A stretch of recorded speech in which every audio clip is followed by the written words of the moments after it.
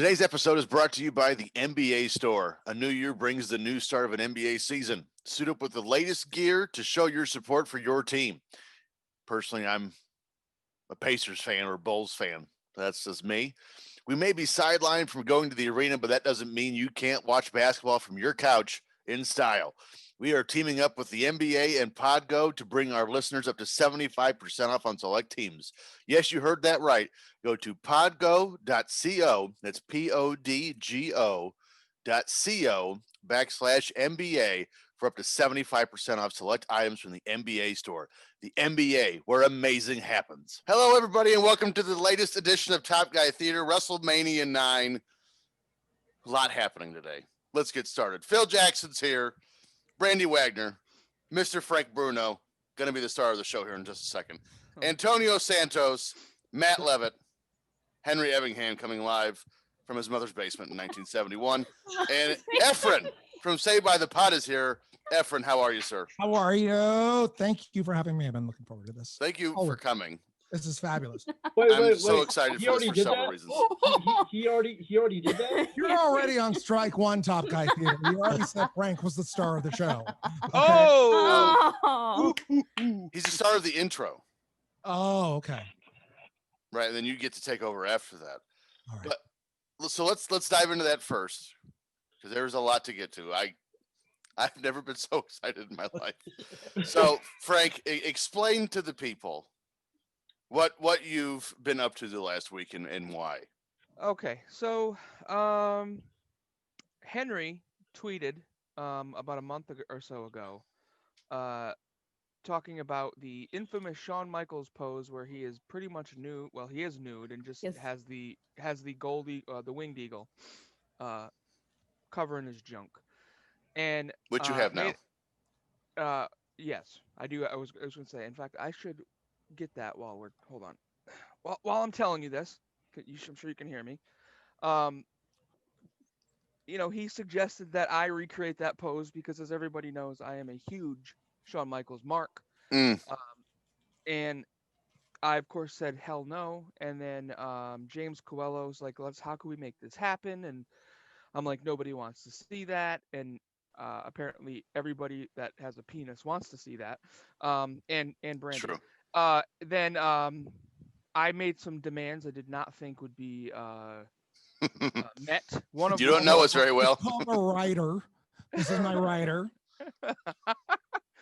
I said I want a replica of the winged eagle, which was on my list, and I said I want to pick a charity, and I want to say that the charity that I chose, and hopefully this isn't long-winded, but my godfather was diagnosed with a very aggressive throat cancer back in 2013, and was sent to Dana-Farber in Boston, Massachusetts.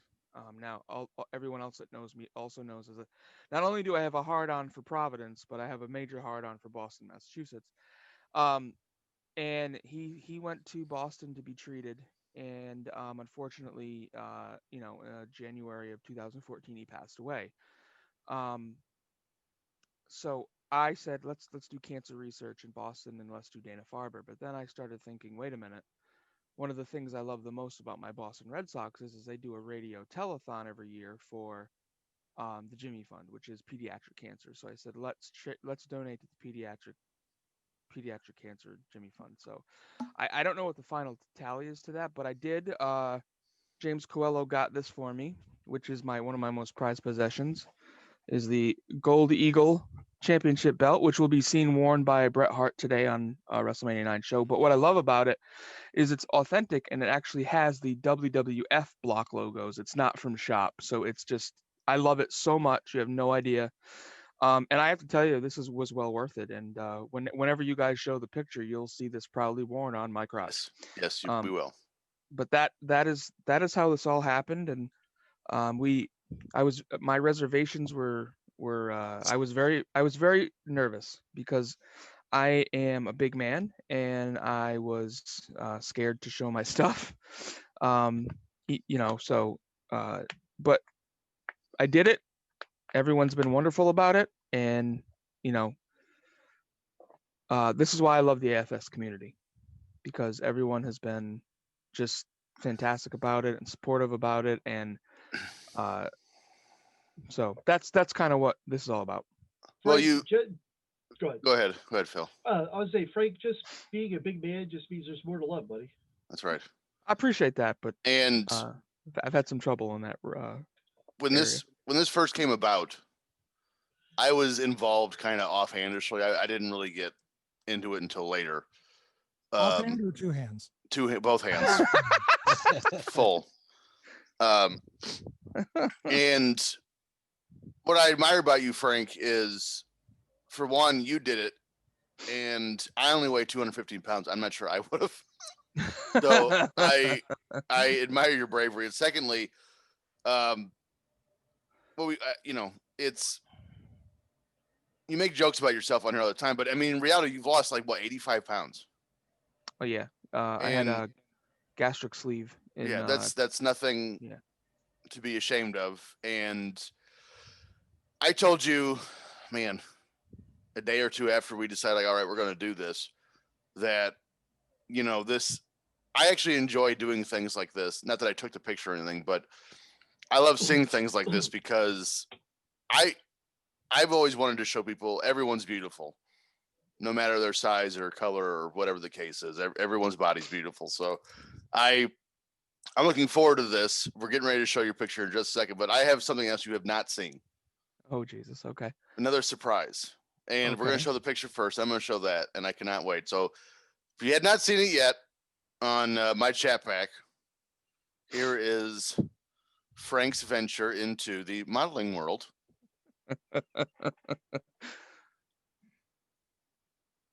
There you go. Oh, Lord. It's tremendous. I don't know what about that is my favorite part. The part that it says scary up above my head.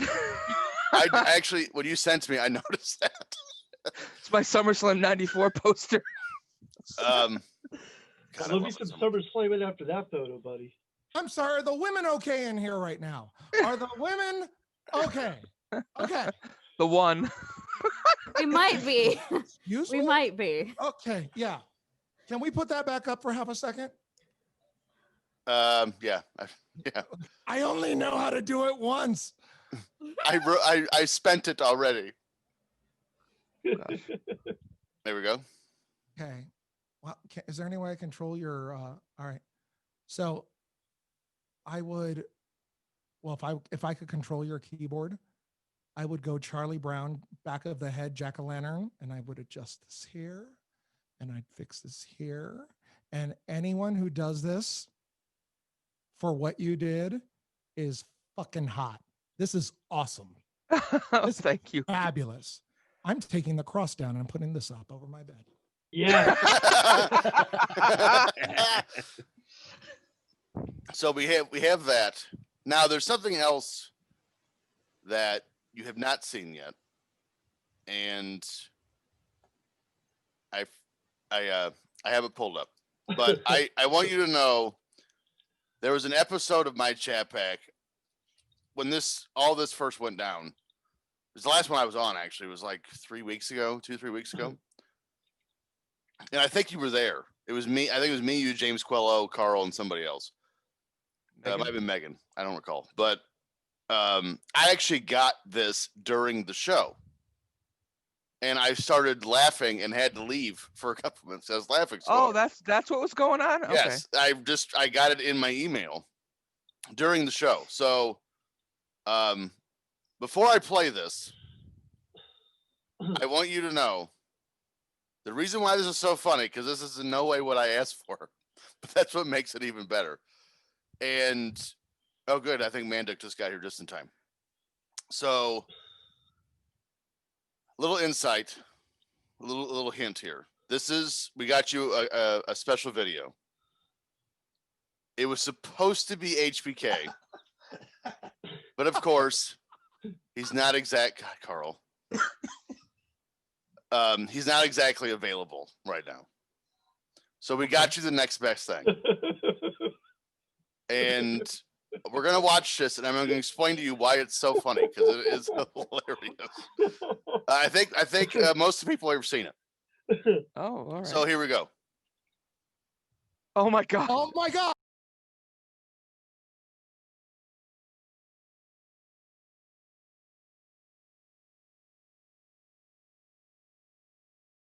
Hey, this is Brett the Hitman Hart, and I got a very special shout out going out to my longtime fan and friend, Frank Bruno. Oh my god. This is coming courtesy of the Ad-Free Shows family. Everybody's thinking about you. Everyone is so proud that you have the courage, and you got the chutzpah to go and pose for this HBK Playgirl picture. All the charity, all going to go to charity, and all the money raised already over $500 for the Jimmy Fund already. So just know you're on the right track. I just want you to know, Frank, that you got all the curves. You got everything it takes for this photo. So just don't be afraid. Get under the lights. Show everybody what you got because you are a hot guy. Everyone knows that. You're going to prove that to everybody. And you're going to raise even more money for the Jimmy Fund. Just stay positive, stay focused, stare right into the light, stare right at the camera, and just know that you are the excellent execution, Frank. You are, without a doubt, the best there is, the best there was. And even Shawn Michaels will agree with that. I really wanted to go and in support of your efforts, Frank Bruno. I also have done a picture of the Shawn Michaels pose. There we go. Right. Carl, stop sharing your Wow. screen. I literally don't even know what to say Carl. right now. So I don't. some Holy fucking! So I've not watched amazing. that. so Sorry. some inside baseball on that. So imagine me getting that during my chat pack. That's what happened. And I sent it to Quello and Megan immediately. And the reason why I laughed so hard, it's so funny to me, is because in the cameo request, I want Brett to do the Girly Mag promo, just replace HBK with Frank Bruno. And I got that, which is 100 times better. Absolutely. And by the way, where was that promo in 1995? The point where he says you've got the curves kills me every time. Dude, I lost it. Perfect. If you I watch love my it. chat pack, I actually took my headphones off because I was laughing so hard. I didn't want to And I hear didn't it. get it. I'm like, what are you laughing at? I didn't understand. I'm like, all right, coming up next, some other piece of shit segment. So there you go, Frank. And you're just laughing and like literally Jim Carrey and Robin Williams in their prime were doing stand up right next to you, and you were on mute. And I'm like, why is he laughing so hard? Hey, TJ, can you know you what, send guys? that to me? I can, yes, I'll do it later. Turn to the left, Carl, just to complete the image with your whole get up today. What is he talking about? There you go with the whole. Is that your left? All right, your other left. And what's fun is that took, love it. I don't know, 20 minutes to get that to play, but everyone else watching is going to seem seamless. So, 40, but who's editing. talking? Enjoy the magic of editing. You know, Matt, are you worried about the game tonight? Huh? No, are you worried about the game tonight? The number of nervous men who are biting their nails on this show tonight is amazing. I'm looking at you, Shawn Michaels. Okay. With Bret Hart's writing me, talking to me. Oh, me? Yeah, you. Oh. You're biting your nails tonight. Oh, I'm the sorry. man. I was like, Brandy, I'm Bret Hart, holy shit. Like, Well, Frank's my hero. I'm your hero. I don't know about any of you guys. I'm totally ready to watch WrestleMania 9. Yes. Me too. Thank you. Yes, definitely. I was just going to say that. So let's go ahead, pull up your WWE network. We're going to watch WrestleMania 9 per request of Efren. I cannot wait to hear these stories. Efren, you're here for the show. I've been looking forward to this all day. All day. You took my money, but I'm on Top Guy Theater tonight. This is a record. Like, we usually get right into the show. We're going on, what, half an hour, 40 minutes into this? Antonio, they don't know that. Tucker, since we started, Justin Tucker has missed 2 field goals, bouncing off both of the uprights since we started because of that Bret Hart thing. You guys are all incorrect. We started immediately. Roll footage, damn it. So, yes. one thing I like to do to give everyone a minute to kind of get set up, find the show, is I read the I can't think of words right now. I'm so tired. The intro. I like to read the intro. So, man, what the hell? Here we go. The entertainment.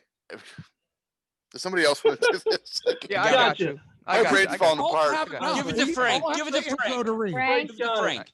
I got it. So the entertainment capital of the world is rocked by the entertainment event of the year. Caesar's Palace sees Bret Hitman Hart defend the WWF Championship against the imposing Yokozuna. Also, Shawn Michaels defends the Intercontinental Championship against Tatanka. Then The Undertaker faces the Giant Gonzalez, Lex Luger faces Mr. Perfect, and more. All right. Thank you, Frank, for that. Apparently, I can't read anymore. Is everyone ready? I am We've ready. been ready. Oh my Ready. God. I'm kind of ready. I have a. Oh crap. Can I make a suggestion? Yes. Yes. I've always wanted to try something, always, and you guys will be, you and lady will be the first. And if it doesn't work, tell me if it's stupid. Will you move to 5 seconds on your WrestleMania 9? Play it for 5 seconds and then start it at 5. I'm literally at 5 right now. So oddly. when you count down, everyone starts when they hit play. Some things take a little longer, some things don't. But if everyone's at 5, you're 5 seconds in. There you go. So whoever's counting us down, Already there. and you count us Ready. up to 10.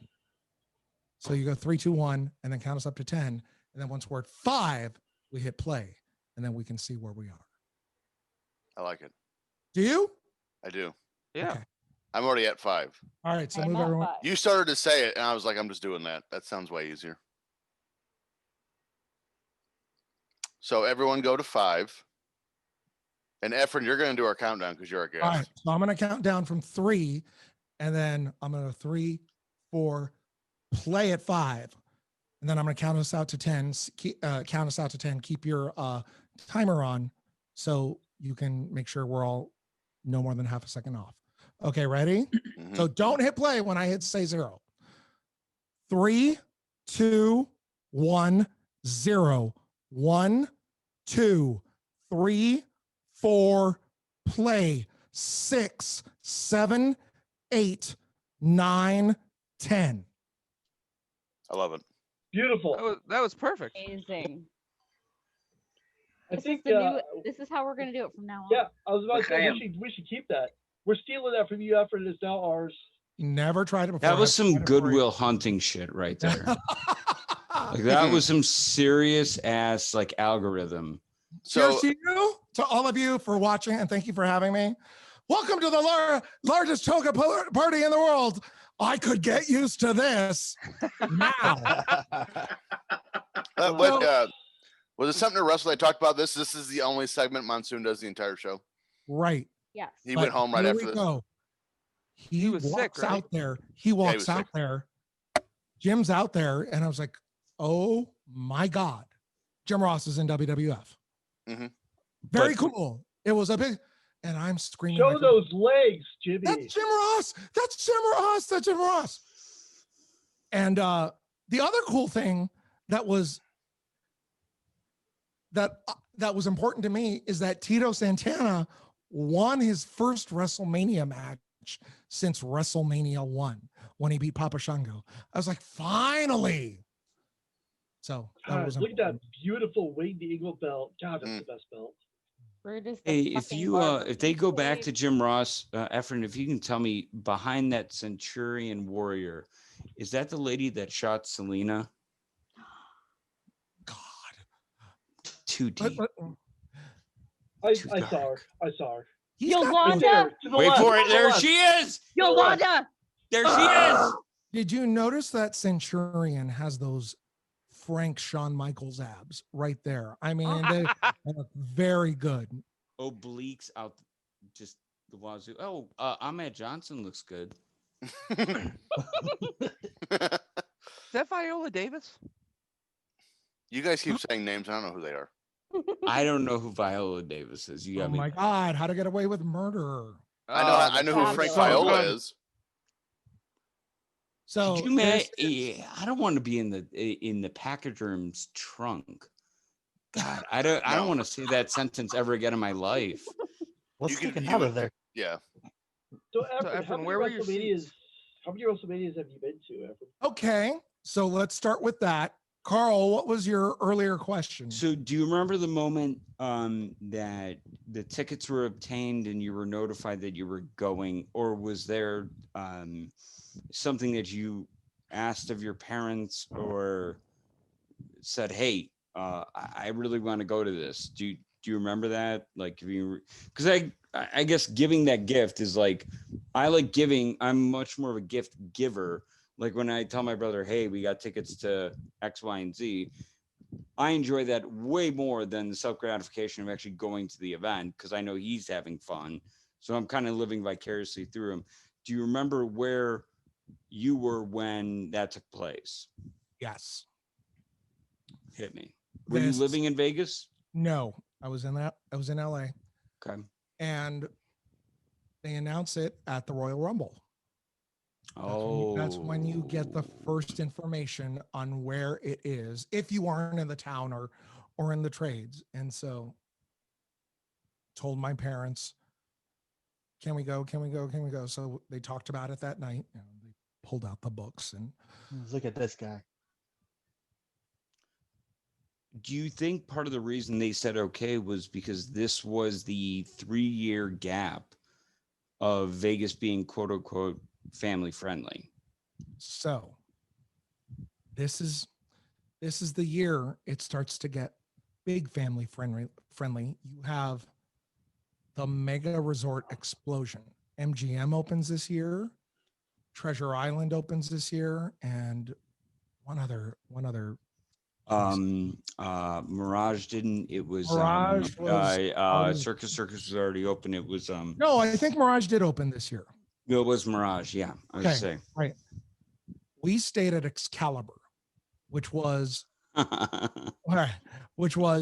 biggest hotel in the world at the time, 4,000 rooms. And I remember they had a buffet, right? And most places just had one line for salad, one line for the man. They had like 9 or 10 different stations to and everyone had a Madonna headset on. Party of 2 coming your way, Misty. Party of 2, John. Party of 2 coming your way. Right, very cool. So later this year, MGM opens with 5,100 rooms or something. So it blows Excalibur out of. So Excalibur is already old news at this time. So this is the year that things start like really popping up. Getting back to your question, they said, if you pay for it, we'll take you, we'll go, la, la, la. And so I found a $75 ticket through Ticketmaster. And I gave them my allowance, which was $10 a week or something. And I had saved something. And so they bought the ticket that day. And I was excited. You know, but in March, they gave me my birthday present a month early. And they had upgraded my ticket to what was then ringside. This ticket that was ringside was $150. That was the top ticket price for this show. And I'm 20 rows back here. So I didn't know about casino buys and this and that. I tried to get it upgraded, la la la. Didn't happen. So 150 is what I paid for this ticket, I guess, or what we paid. And I was row 20. You'll see me later in the show. Not very close. Are you hard cam? I'm sorry. Are you hard cam or opposite? No, I'm to the left of hard cam, but you are going to get a far shot of me. I brought my posters and everything, but I couldn't afford the big colored markers. So I had, like that. So I had the little ones.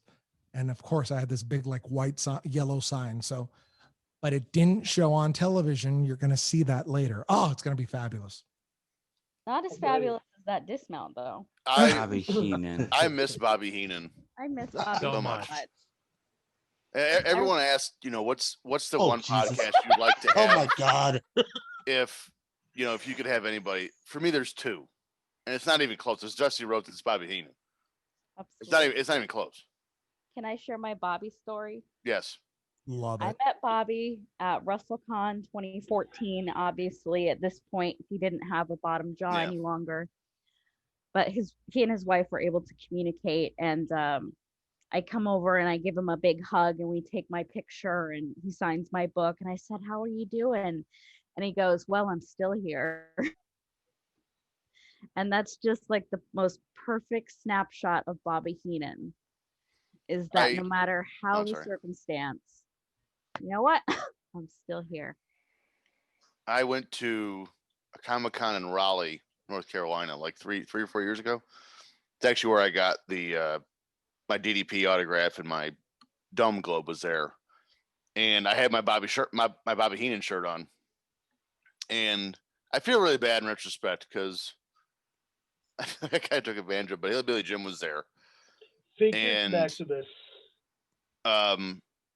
He saw my shirt and he stopped me from walking. We started talking about Bobby Heenan for 5-10 minutes. Oh boy. Settle down, Frank. Settle down, Frank. Hold on, I gotta get prepared for this. Is this the debut of Luna? Yes. As his manager, yes. Because the commentary is amazing of who is that? What is that? Yeah. And then in a minute, we've got Bobby Heenan going, that's, the Butcher Vachon, Mad Dog Vachon. Filling us in right away on who this is. Will I get in YouTube trouble if I play this? I don't know. Butcher Vachon. And last year, 1992, she won Miss Ontario. That is a doll. That's a dish. And is she dangerous? Did she really win Miss Ontario? I don't know if she did or not, but she is absolutely one of the truest queens of queens. So that kind of gets lost on people because how she dresses actually. But Luna Vachon is a smoke show. Absolutely. This wasn't announced before. She just walks out and I'm screaming, "It's Luna Vachon! Luna Vachon!" One of my favorite quotes of Luna's, and I'm going to get it added to my tattoo collection eventually, is, "In a world full of butterflies, it took balls to be a caterpillar." She was not afraid to look ugly because she knew she was badass. Oh. And speaking of badass shows and badasses. This girl I love. By the way, you guys had a pretty good conversation about Sherry Martel for the Royal Rumble 89 episode when she's doing commentary. On Saved by the Pod, yes. Yes. She was a little hammered on that show. She was entertaining to me. She was. So hammered on that show? She appeared to me on Rumble 93, right? 94? You could hear something, yeah. Right. So 94 is the next one, isn't it, Efren? Yes. So I was the one we just covered was what? Big John Studd? Yeah. 89. Big John Studd and his tiny nipples. Well, everyone knows where 94 was, right? You all know where that was, right? Yes, Frank, we know. Yes, Frank. Providence, Rhode Island. We just covered that on this past Tuesday's episode. Or upcoming, whatever. Upcoming. Well, you probably already recorded, right? Right. Up and coming. Mm-hmm. Don't worry, it's appointment listening for me on Tuesdays. And my awesome tribute to Pat Patterson happens this week, and it's sweet. Oh, damn. I mean, I admit I may get a tiny snippet of heads up, and I, as a writer, don't have words. You guys are going to gag, you're going to die, and it's absolutely perfect. Just like Efren. So here we go. Sean's the heel here. You have Mr. Tatanka's red hair being Rogained out of his head, so he stopped using it. Little gay man Efren is screaming for Sean, the only one in our section within 10 rows. Did you prefer Shawn Michaels fights like that or the hearts? I like these. Yeah. I like that. Tatanka's still undefeated here, isn't he? Yeah, I think so. He's still, is he though? Because he debuted. No, I don't know. No, I think he is, because with this going to what I we know will it goes to. Because here he wins by count out. I think his first loss is to. I mean, it's not too much longer after this. Yeah. Bastion Booger. Is that no, the other one? Oh, Ludwig Borga. That's who he Ludwig lost. Big War. Yeah. Yep. Yeah. But You're right. here's one. So that area you just saw, that's where I am. I'm screaming for Sean. Woo! This guy, like 4 rows up to the side, screams, "Shut up, you!" Oh my Scared the God. crap out of me. So I shut up. So, Efren, whatever. You're I good. don't want to Go get ahead. into it too much. You're good. Go ahead. But I found respite, or I found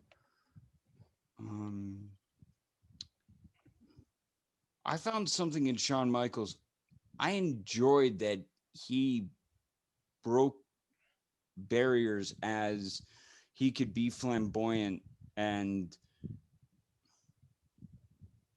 metrosexual is not the right word. He could blur the line when he looked at himself in the belt. When he's actually looking at himself playing with his hair.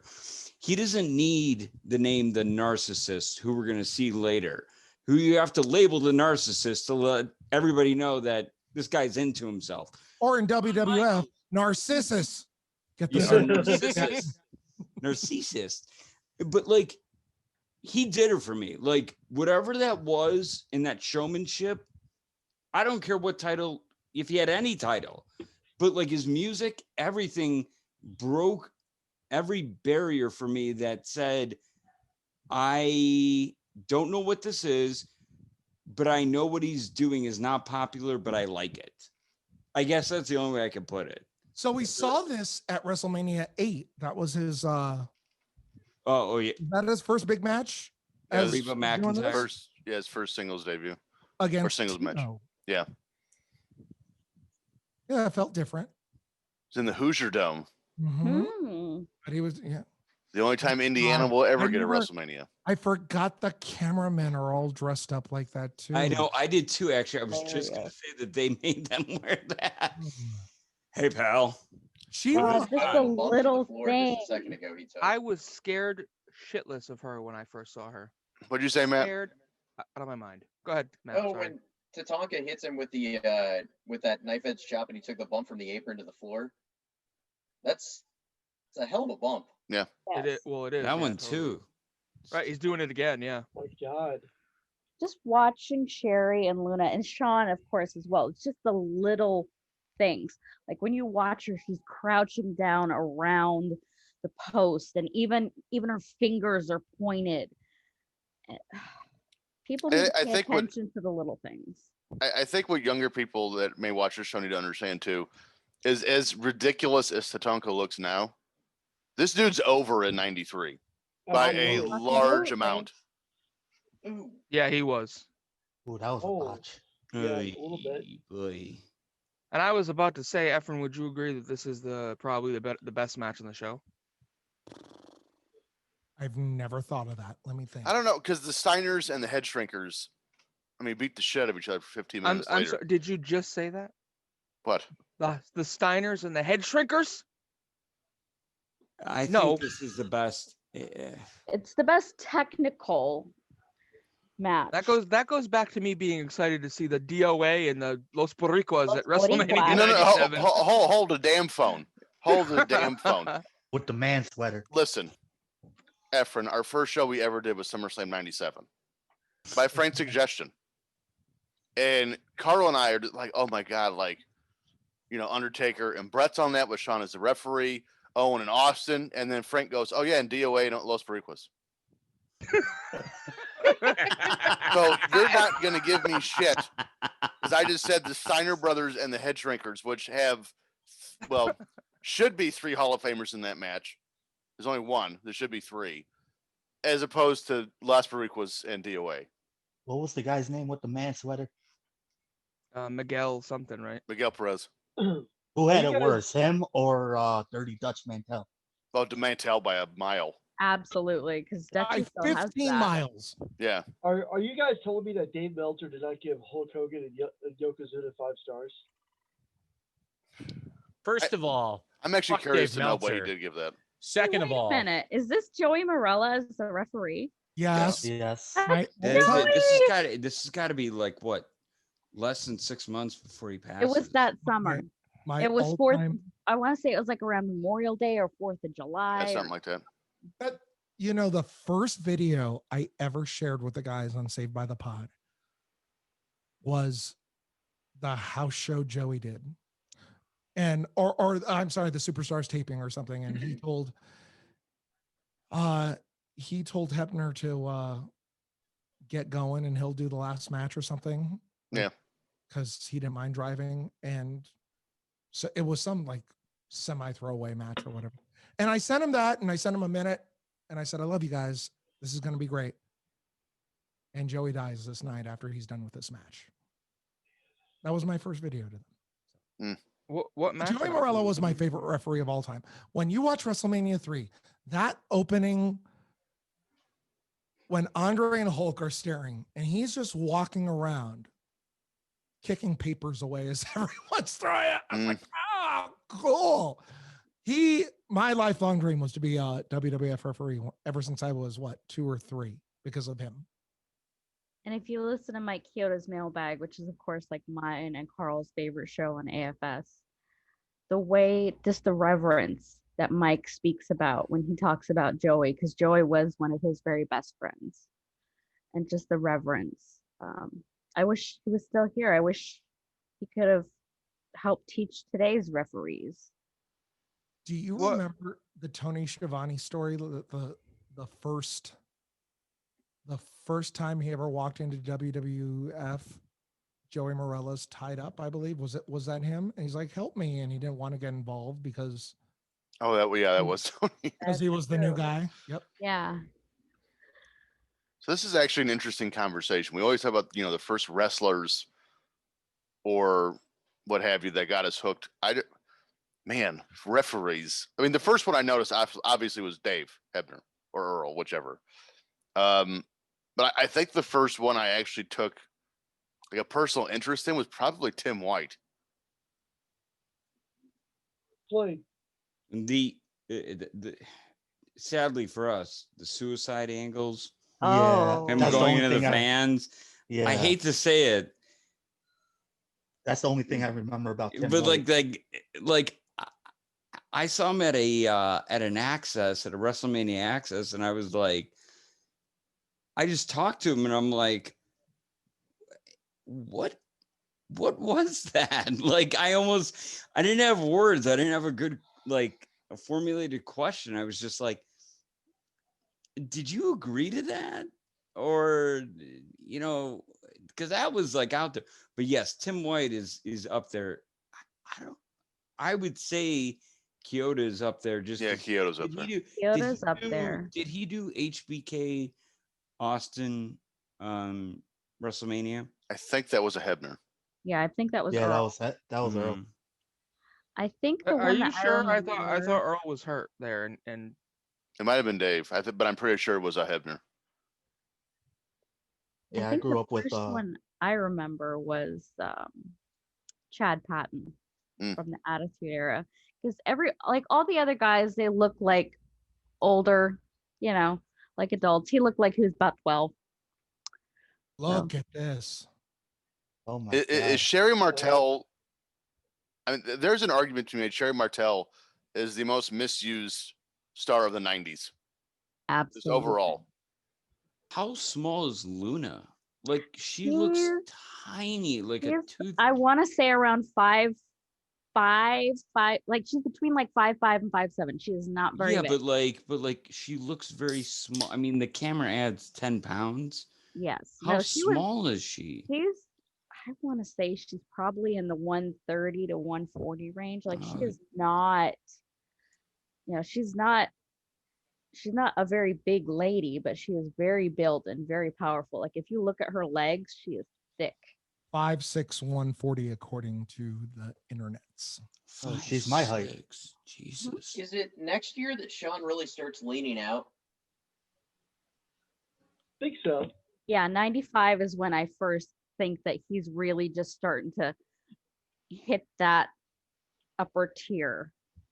WrestleMania 10, probably his ladder matches when you really were like, whoa. For me, it was the Rumble. Well, I think what Matt's asking is does Sean start losing weight after this? Oh. Oh, losing Yeah. weight. Because he's, I mean, he's still Because thick. here he's pudgy. Yeah, for Leaning Sean, out. he's a little Okay. pudgy. I wouldn't even say he's pudgy. He's just bigger. Yeah, he's He's just got a little puffy. bit of a stomach. Like if you remember, you know, they did the Punk thing when he went to OVW. He weighed 240, Mhm. which is absurd to think about. God, that's crazy. Yes, he So I mean, right here, he looks like he's eating everything he can get his hands on, and he hasn't gone on the gas yet in order to just get size because it's an upper body business, and he was a member of a smaller tag team. Yeah. No, it was definitely, I want to say it was like late night, like it was during his training to get ready for that Rumble because he did a 60 and you have to put in His a ton of shoulders get cardio. huge, and he leans out considerably. And I Yes. think by WrestleMania 10, he doesn't look like the same person. No, he does not. Like his stomach comes in and comes down a bit. It just adds that little bit of a contour. listen to you. It's not like I study it or anything. All right, give me his backside then. Come on. His backside's perfect. I think Is- we Right. all know that. Is Sean a top 5 mullet ever? Absolutely. Mullet? Yeah, Scott Steiner's up there. Scott Steiner, Shawn Michaels, Mike Chioda, Mike Rotunda, when he had just a tiny bit of mullet. She's got that. I would say Bobby Eaton. Bobby Eaton is, I would say that would round out my top. Oh yeah, Bobby Eaton. What about Eddie? Eddie's was Well, oh, Eddie's man. was more. Eddie of- had bangs too. Eddie had Yeah, see, bangs. that's Like I would say does Eddie that is qualify top as a mullet with when you have bangs? Absolutely. That's like a mullet supreme. Okay. Show of hands here. Who loved Eddie? Eddie? Oh my God. Of course. That hit me hard when he died. If you don't raise Carl, your hand, you TJ? don't have a soul. Oh yeah. Carl TJ, no? Wait, what? Sean, I And he he was never my- he he was never my got. grandmother's I never favorite connected with. wrestler. I didn't get it. The I minute never I saw him in connected. WCW, I was hooked. Like my grandma didn't like wrestling, but she loved Latino heat. Phil, do you have I something to say? never Or? No, felt I was a raising connection my with him hand. as a fan. I'm not Henry. I don't raise my hand. I just open my mouth. Well, I don't this understand what's is happening. another thing for Top Guy Theater. That way people can look at the screen every now and then when they're seeing. Carl, he didn't do it for you. He didn't do it for me either. And there was did nothing not. wrong. Just I didn't get it. yeah. He was fine. Well, it's the biggest bone of contention we had when this show first started was most of the guys here love Shawn Michaels. I hated him. I wasn't And a I big have fan. to make the caveat. This Shawn and then 02 on Shawn. I'm all in. Yeah. 96 through 98, I can't do it. Like he just I Well, know all out of private school, Efren is really all in until that guy shot me down in row 22. So Can't believe. So how old are you at this show? was it 93, right? Something Yes, Yeah. 93. Hey, guy in row 22, go fuck yourself. yeah. I'm Mhm. 16.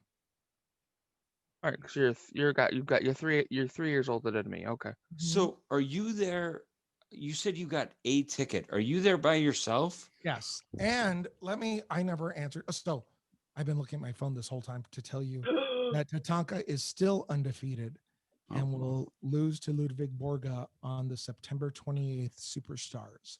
So Wow, he goes 6 months from now. Yep. Five. If I remember, he wins this by count out, doesn't he? Yes, this Or is a yeah. schmaz. I can never Mhm. say this word right. It's a schmaz. Schmaz. It's a WCW finish. Yes, it's a dusty finish. Yep, there we go. It's not quite a But dusty finish. I thought Tatanka was going to win the title here. So Absolutely. They did a good job. This is a good build. I mean, I would Yeah. give this 3 stars easy. When I think back of this era, there's always two guys I cannot believe never won the Intercontinental title. Is Tatanka's one of them. The other one's Rick Martel. Absolutely. How did Rick Martel never win the That is Intercontinental a title? fucking travesty. you're AWA champion. But he was an AWA champion, yes. I love Joey's count. It didn't He counts pause. It so was good. What you were talking about Joey's last match, Efren? What was? Do you remember what his last match was? That suit on that Superstars. I'll find it.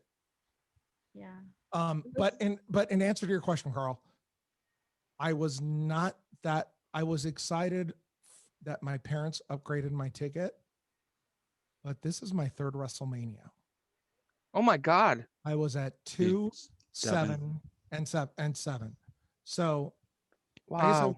and I loved Vegas. My parents loved Vegas because it was 4 hours away from their problems. So if anything happened, they could get back, but nothing ever did. So they could finally relax.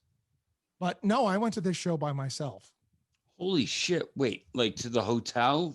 And like, no. They took me to the hotel. And then, I was to say, I was like, oh my However, gosh. I was like, let's see what that walk is, because God knows I wouldn't do it now. Not now. Hell no. Let's see what it is. Nice power That was slam. so beautiful. Yeah. Slam. that was good. I'm a numbers guy, in case you can't tell. You're among finance nerds. You're Oh yeah. You, me, and Frank. We are all numbers. Well, I have a degree in accounting. I would hope I'd know what I'm doing. I work in government accounting, so I'm a little nuttier, but 1.3 miles. So I just like math. 50 miles is what it felt like. Well, in that heat, even in like the spring in Vegas. Carrying my signs and everything. Oh, let me bring up a great picture. Oh my God, I can't wait to see this.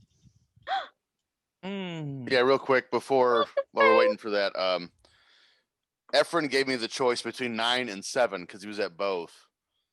And 7, obviously, there's so much to talk about with, it was supposed to be in the LA Coliseum, and then it got moved to the sports arena and everything else. Joey. But when he said he was at 9, I'm like, we have to do 9. Joey Morello just ate.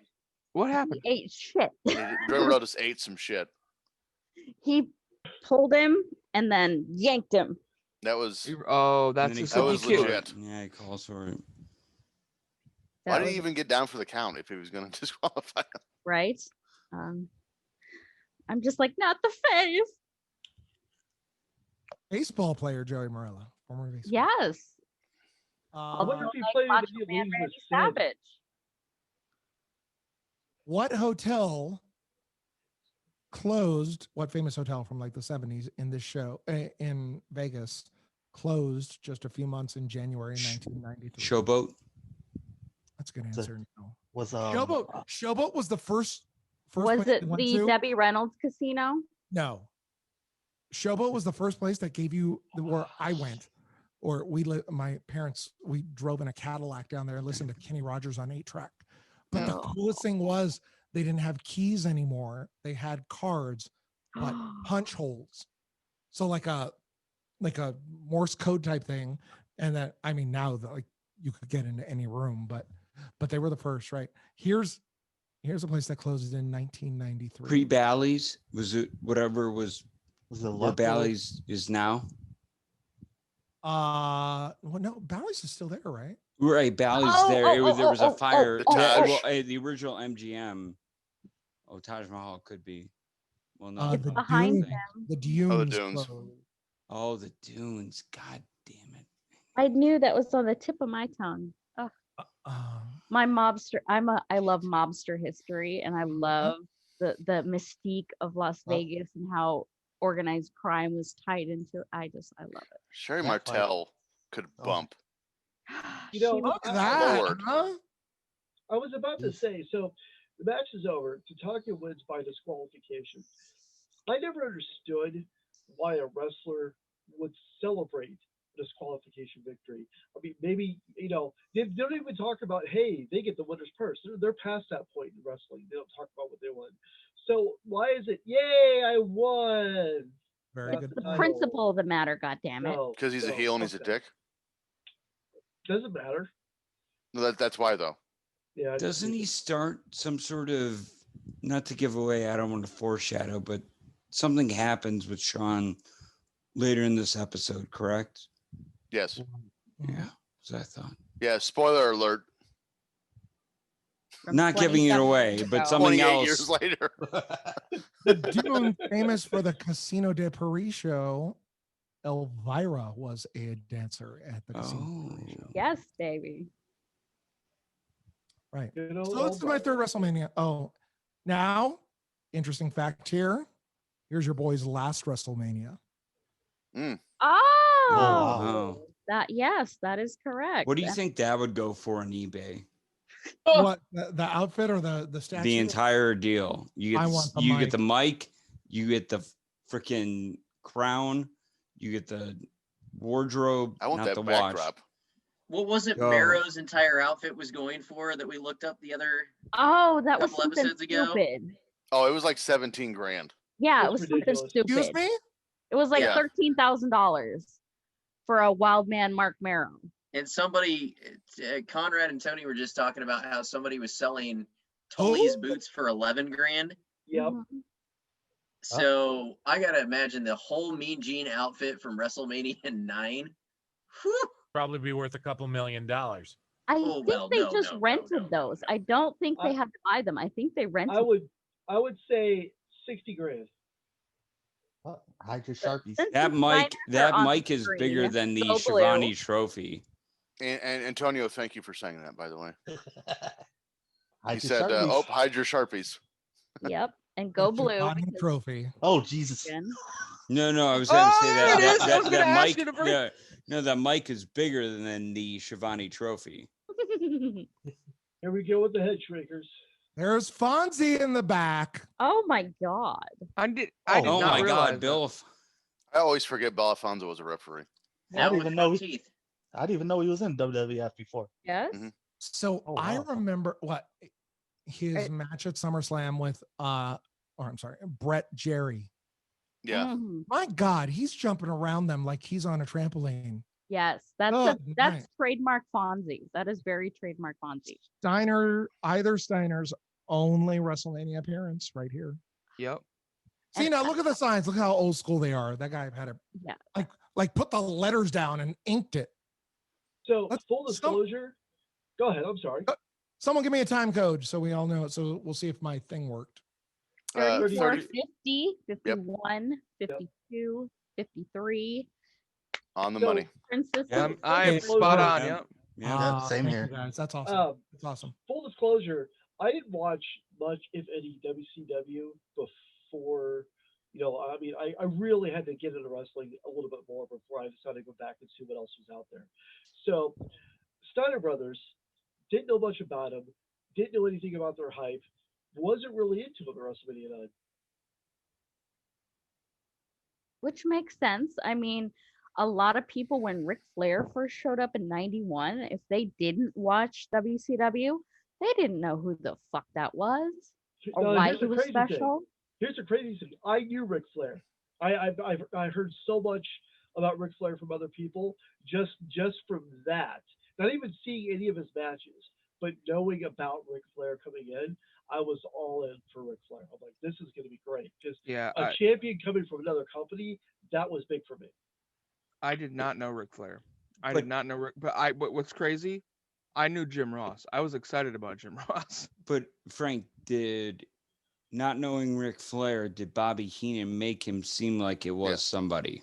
Oh yeah. He had that. He had the big gold. Like I'm like, what is this belt? What's going on? Like, God, Yeah, that and they was what, blurred SummerSlam it. Like, 91? oh my god. I was like, I was 11 years old when that it was SummerSlam 91 was 11. So like I'm like, what is this? But what's crazy is I had caught WCW here and there, so I knew Jim Ross. That was the only one. So I didn't like the Steiner brothers. I feel like I'd seen them before in WCW, but with Flair, I just didn't. But I think Bobby Heenan made it for me. mhm. Well, how long were the Steiner brothers in WWE during this run? Before they went Let's back- find out. I don't Well- even think they made it 2 years. While Yeah, it while was- he's looking, so Scott Steiner here. If I were to go back to the time machine and show 11-year-old me a picture of Scott Steiner, WCW 2001 versus this Scott Steiner, I would absolutely not believe they were the same person. Steroids. I Beefed started. up, My blonde, parents yeah. got me into wrestling when I was amateur wrestling, not this. When I was 6 or 7. So I was way into the Steiners because they were shooters from Michigan. And to be honest with you, I might be the only person on the planet. I was a bigger fan of Rick than I was of Scott. I did like Rick better. I knew Scott would be like the quote unquote the Sean of the team or the star, but Rick was always there. He was always solid. He was always happy. Like he always was excited to be there. And He was I always also shoving pencils up referees' ass.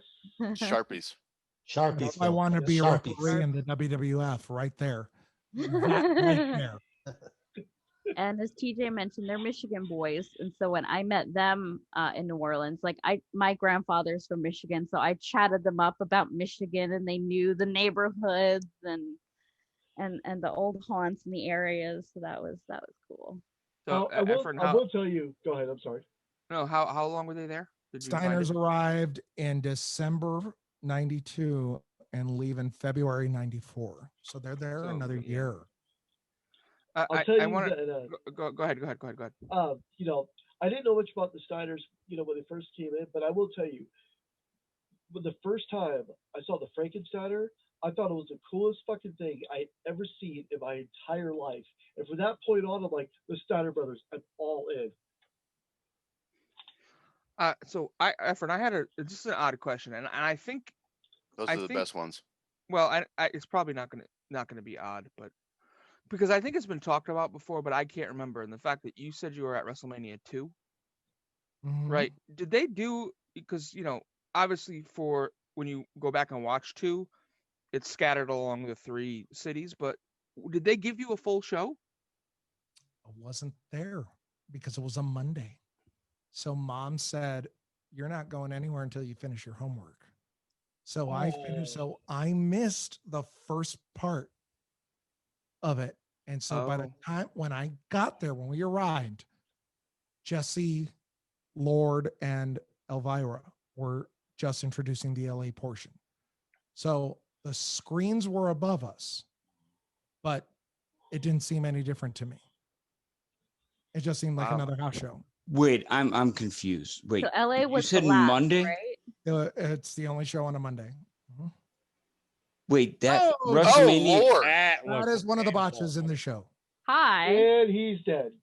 Oh my Holy God. No, but he probably wishes he was. Oh my. I watched I had the documentary, how WrestleMania, I don't remember the name of it, the story of WrestleMania. Right. And 2's on there. And what they would do, because it was New York, Chicago, LA. So they would have in the arenas, they would have, like, New York was first. So in Chicago and LA, they would lower a screen down so they could watch the feed from New York. Oh. And then when that hour was up, New York's screen would come down. Chicago's went up. Chicago did the Battle Royal, which had the fridge in it and something else. Bulldog. Bet that crowd Bulldog, went yep. banana. About it. And then when that was done, LA, well, and then I guess that LA was the next day, but LA was the next day? No. was that whole Mania on a Monday? Yes. Yeah. That's bizarre. I didn't even know that. I didn't even catch that. I part. didn't even know that. Like, my mind is literally like Well, 5 years ago, if you told me that we'd be having WrestleManias on Saturday and Sunday now, I would think that's weird. Well, So this will be the last one because when you see the advert which has the 2 other logos in the bottom, there are single days. So after this one for 2021, they are going to go back to the marathon show. But I prefer the 2-day format just because you can give people more time. You're not going to have somebody sitting there for 8 to 10 hours. I kind of we've learned it's not healthy to sit in one place for 10 hours on Zoom. I prefer a WrestleMania that was 3 or 4 hours long. Yeah. What was the Roman Reigns one in Roman Reigns, Brock Lesnar in New Orleans? 31? That ended at like 34. Oh, 34. 34. What time did that end? 12:18, 12:20? Dude, that was Oh, 8 God. hours. It was long. Hey, And I know that because I was there with my boyfriend at the time, and Shinsuke and AJ was right before that. So as soon as that was over, we ducked to get out before the crowd. Hey, Efren. So talking about last year's WrestleMania, this is kind of polarizing topic. What did you think of the Boneyard match? Oh Lord. So good because it tees up my next question.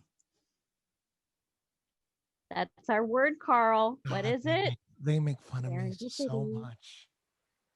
I don't have a problem with the actual production, but there was no 1, 2, 3, so it wasn't a match. Thank I you. mean, I knew I loved that's- you. Hold on, Call that's it not what- technically accurate because they fought it kind of like the Buried Alive matches back at In Your House in '96. Cinematic And matches are but- garbage. They buried him. That's the end of the match. I don't remember ever seeing. But there were conditions attached to the match. There were no conditions attached to this match. This Right. is correct. I can agree with that, but I still, to me, if you look at all the cinematic matches that happened since then, I really think that if you could remove the fact that there was no 1, 2, 3 and enjoy it for what it was, which was a fantastic build to a fantastic story to Undertaker. Undertaker referred to he was bringing the Holy Trinity, and that was the Undertaker, the American Badass, and Mark Calloway is how he referred to that as, because AJ made it really personal, and it was a really well thought out story, and that's what I loved about it. I mean, I agree that it was not a match. Like, I don't have a Right. problem with the cinematic matches because I don't Horrible. view them as a match. I'm looking at it for what it is, which is like a mini movie. It's Right. a segment. It's Can I- not a match. My point there is it's a mini movie. I'm watching WrestleMania, not movie mania. That's how I feel about it. And so But then the Right. problem. Use alliteration and call it a boneyard what? Use Movie. alliteration. Starts with a Boneyard B. A fight. boneyard what? Boneyard brawl. Okay. There you go. And everything's fixed. A Yeah. boneyard brawl. So all right, so let's flip it then. What did you think of the Stadium Stampede match? It was a Wasn't a stadium match. stampede. And there was a 3 count. Multiple. There was a 3. There's- So what I'm happened? What did okay you, with different. I have no problem with different, especially now. Right. But you're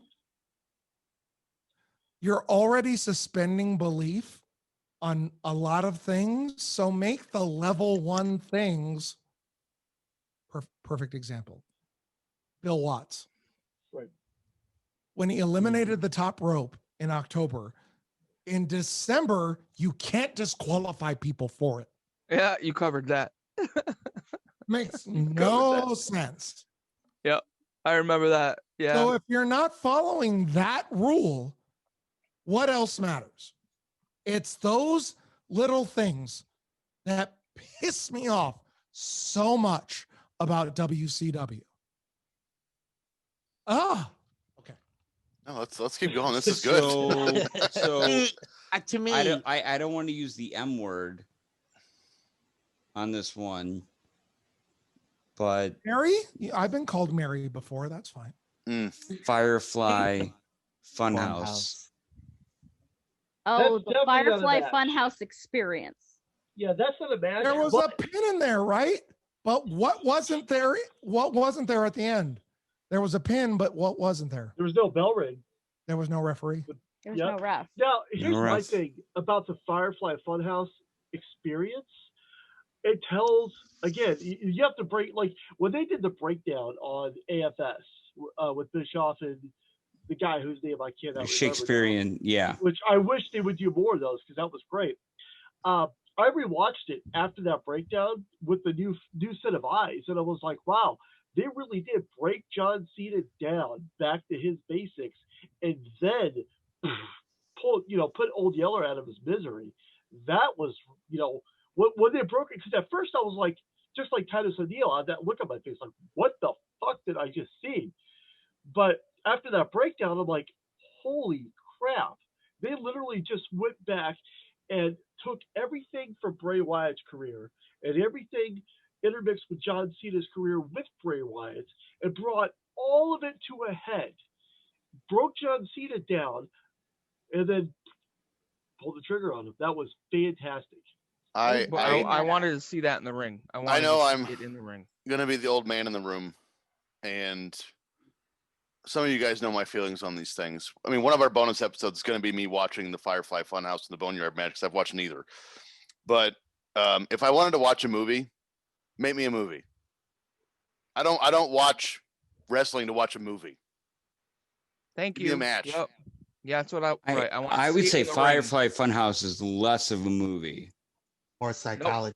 No, it's more of a movie. It's more of a movie because it's completely cerebral. Like it's very meta because you have to know that these are all the little bits to get the Easter eggs, to know that, oh, that was Husky Harris.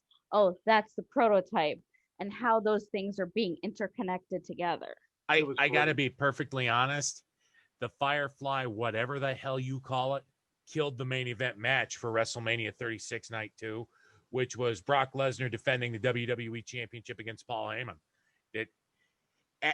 I watched that match with the What did you just say? I'm sorry. You meant to say Drew McIntyre. Brock versus did. Paul. I was so confused. You meant to say Drew. That's my bad. That was a Freudian slip. Yes. I love it. I wish that would have happened. See now why you talk once an hour. Hey, wait. Efren, just wait. Before too much longer, he's going to come in out of fucking nowhere like an RKO with something that is just going to kill everyone in this room. I call him the spot monkey of the show because he will dive in with something that will fucking murder your brain. He's like doctoring up a baseball right now. Like he's on the pitcher's mound with Vaseline, sandpaper, and like KY jelly, and it's going to be like a nasty curve, nasty knuckleball, nasty, and you're going to be like, "What the fuck is coming?" My... He was like that Samu thrust kick that he just took off Scott Steiner's head with. Yep. Yeah. Yeah. When this show first started, you could barely get 2 words out of Henry. Now he picks his spots, and they are the perfect spots. Now, speaking of spots, I got a bone to pick with this match because wasn't the whole thing with the head shrinkers is that you couldn't hurt them if you hit them in the head? Yes, they're doing it now in the ring. Like, but you're right. But he just lost from a Frankensteiner, which is a bulldog on the head. Maybe he was disoriented because of the flip. Time code me, guys and lady. I've got 5, 6, 7, 8, 9, 10. 50 minutes. Yeah. Yeah. 13, I was assuming we were all 15. 16, But you got to say the whole thing. 17, 18. 5. Yeah. Yeah. Efren, your countdown literally just revolutionized. Again, I gotta pause just to hear this. Sorry. Oh, I'll raise it. Kind of. Doink's another one. This looks ridiculous in retrospect, but this dude was something else. Matt Yeah, Warren. how about Brooklyn Brawler Doink?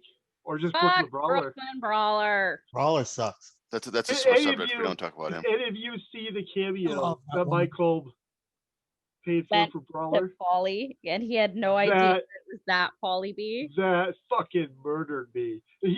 Brawler did more in that cameo than he did in the entire AFS interview.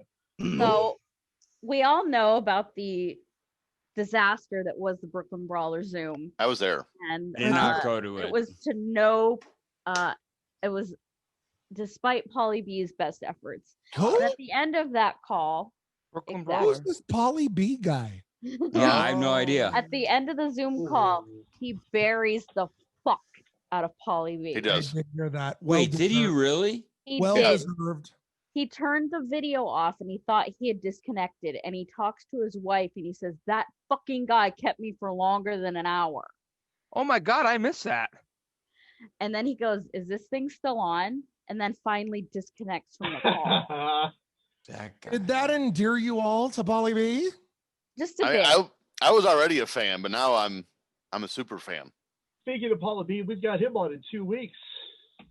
You're welcome. I did a little earlier when we were Yes. talking about match ratings. I found something that I thought was kind of interesting. So I went back and I looked up the Pro Wrestling Observer from this show.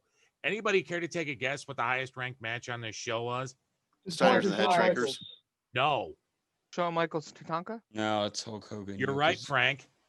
Because That's what I it's HBK, baby. I said the same thing. I didn't hear you say it. I only heard I Frank say heard it. you. Also, Thank you. everyone else, I'm 8 at this show. I am all in on Crush.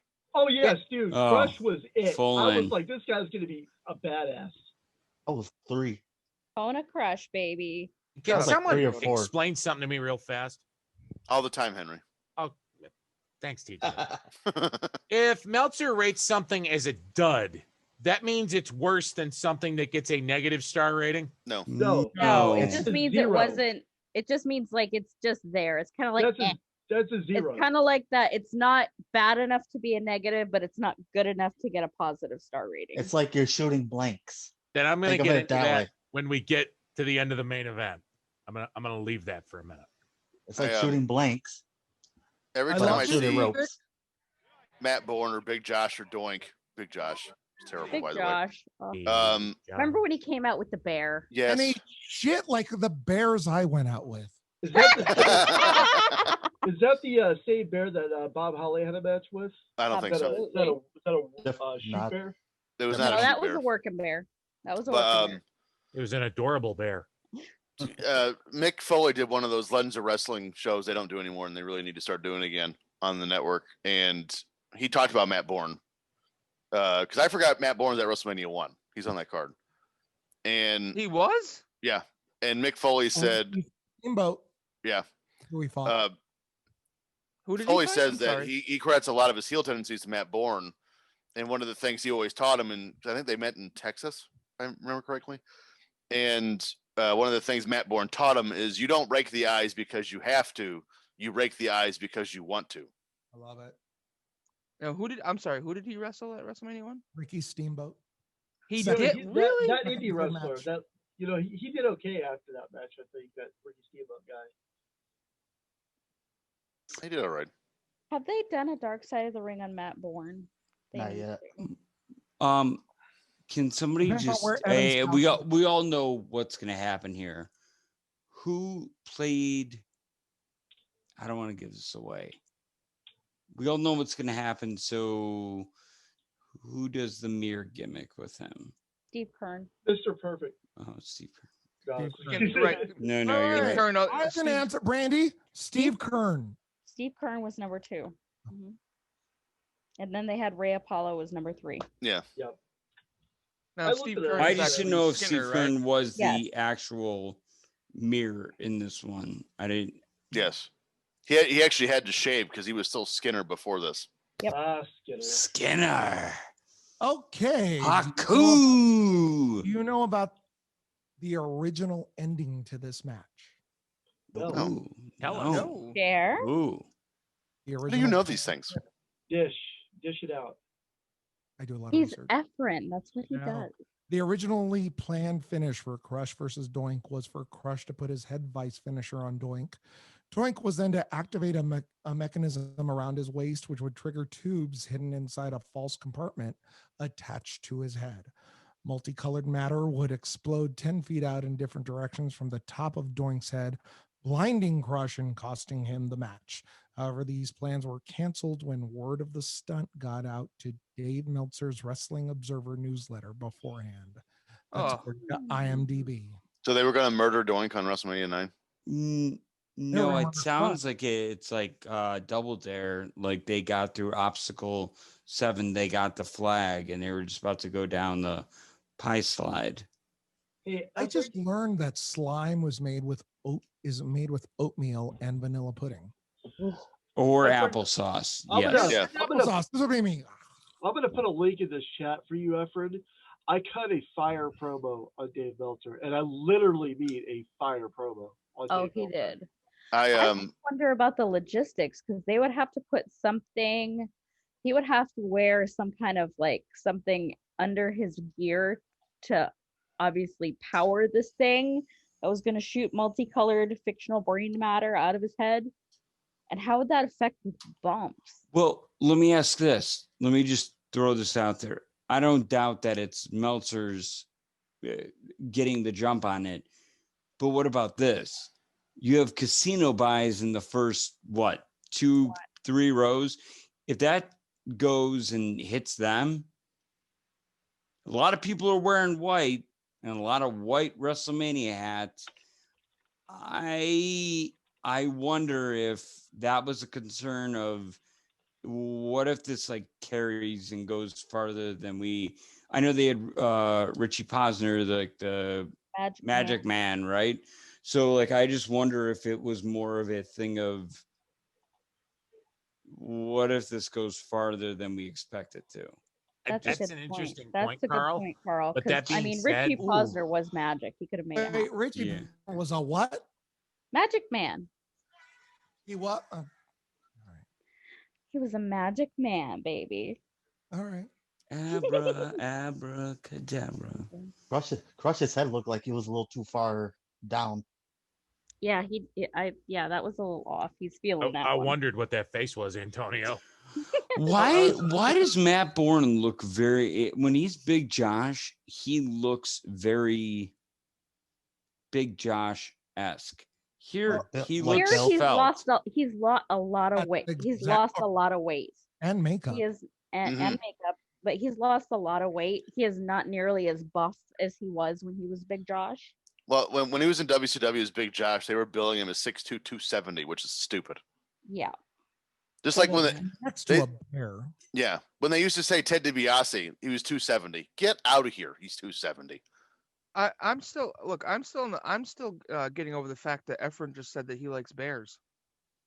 No, I did not say that. You said you dated bears. You said you should have seen some of the bears he dated. That doesn't mean he liked them. Doesn't that mean that's your type? It just meant I had a good day and could pay more. And this is me on the blackjack table. What happened to you? You're all sprayed with clown stuff. $100 minimum. No, I feel like if they had actually gone through with that stunt, maybe it's just the wrestling fan in me, but being able to say 25 years later when my kid pulls that hat out of the closet and asks what this stuff on it is, I'd be like, well, son, at WrestleMania IX at Caesar's Palace, I was sitting down by the ring wearing all white. When all of a sudden this clown's head just exploded in bright colors that shot like 10 feet out into the crowd and covered my hat in a rainbow of color. Efren, if you're at a blackjack table, you're dealing, and you've got Roddy Piper still covered in half black, half white, and then you've got another guy covered in clown stuff. How does that conversation go? I'll say, did I pay did you get the solution? Did I pay you after you both left my house? I don't think I did. I wonder if that's what happens when clowns shoot ropes.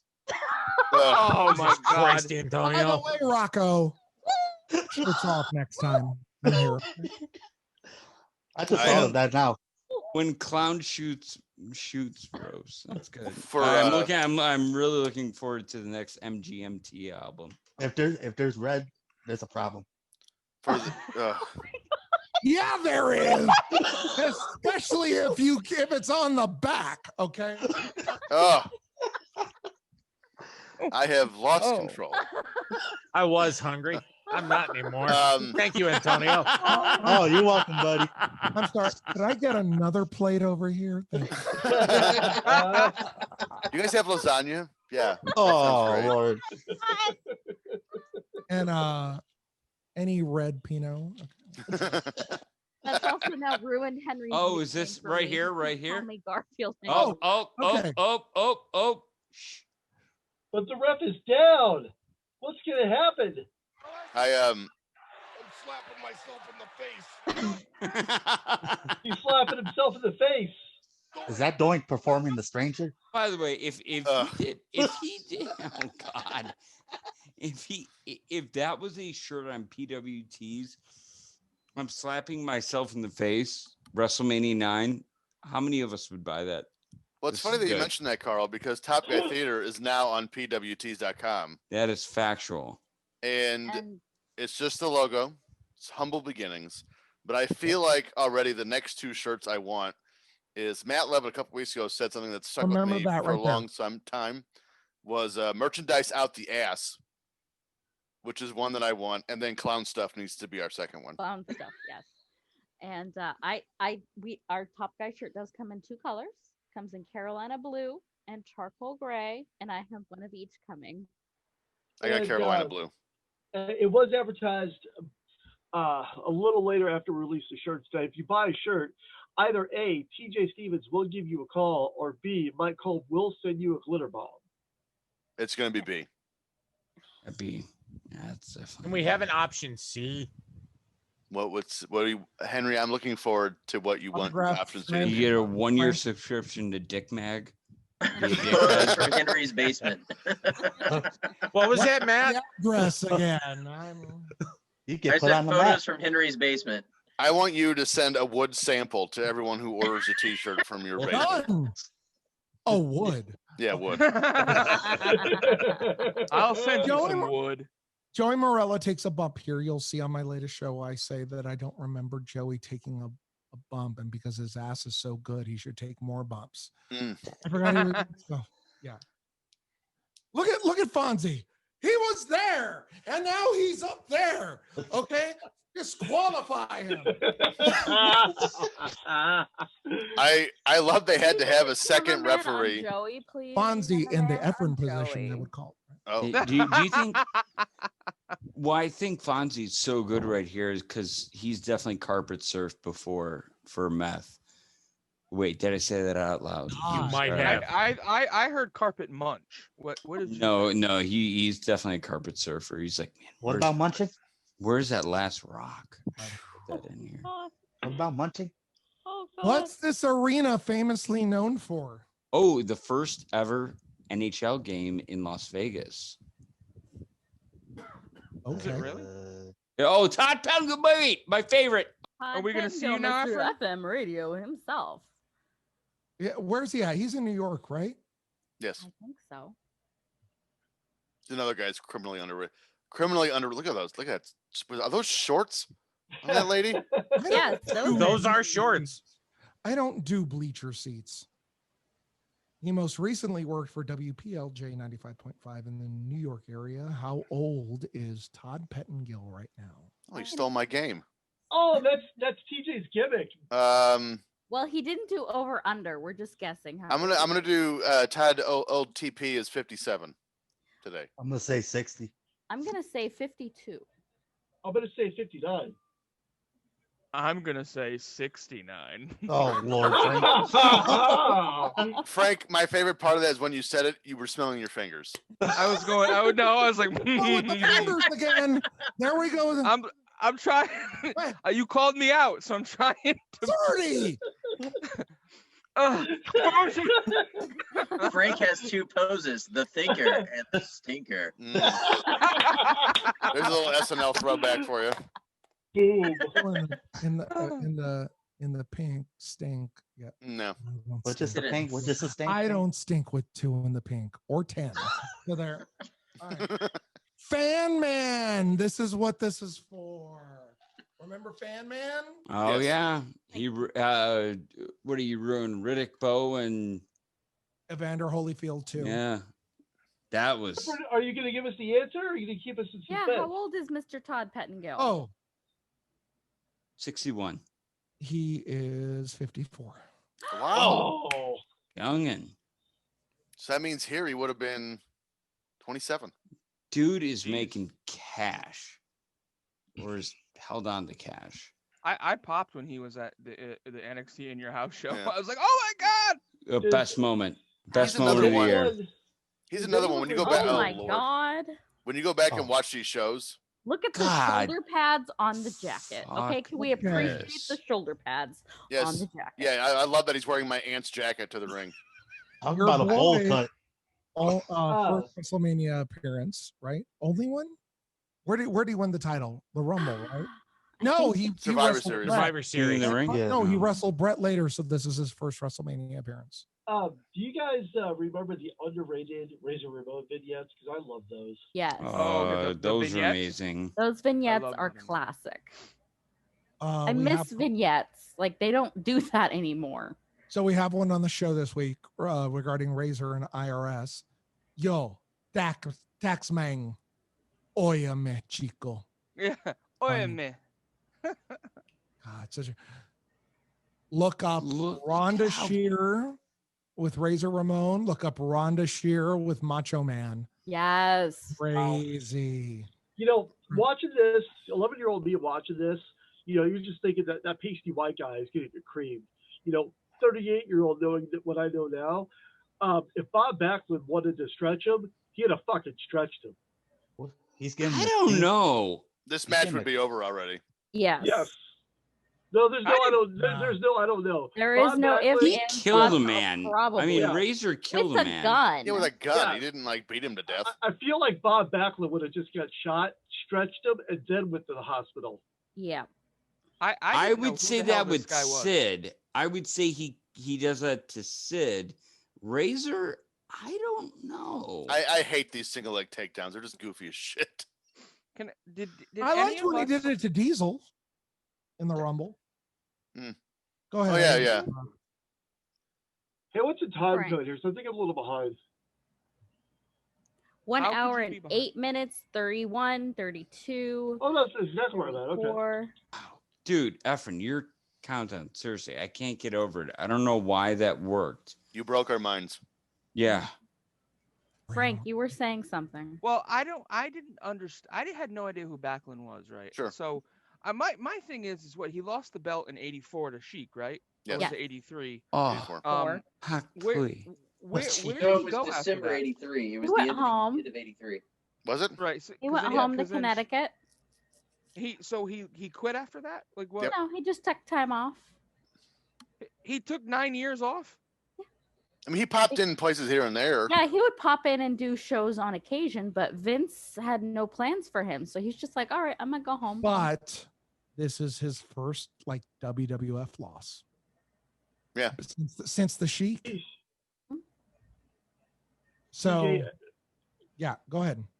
TJ, every time I see your screen and I see you talk and I see your wall, I'm just looking back at my like 6 pictures and I'm like, fuck, I need to cover my wall more.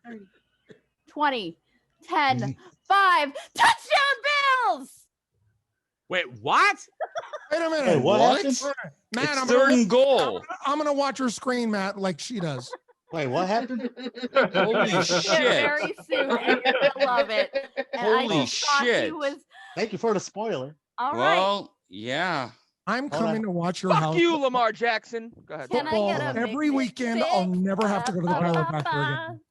Jesus. Hold on just a sec, guys. Oh, Hold on. we gotta Holy get our shit, reaction. Brandy, how are I you gotta that hear far this. ahead of me? I have my I'm watching phone it on literally cable. right here. I'm watching on cable. Oh, there we go. There we go. That was beautiful. Wow. Look at There this we go. security guard in the back, in case anyone. Is that Micah I'm actually Hyde? watching the pay-per-view still. Yeah, I feel like an idiot. 'cause No, I'm I'm not watching the watching game. both. I just had for betting purposes. Fuck. What the hell So kind of a Tommy Trump is that? I put a if I lot of money on remember- Baltimore. if I remember correctly, the whole story with Backlund is he's 43 and he's making his comeback. Like that's that's the reason he's there. On a more wrestling related note, of the star ratings that are here, this is actually the worst rated match, I didn't And it know. should How have was been. Narcissus and Mr. Perfect? which makes me not? wonder how Dave Meltzer actually does his ratings, because It's I all didn't see completely anything wrong with this match. Now, subjective. granted, That match was garbage.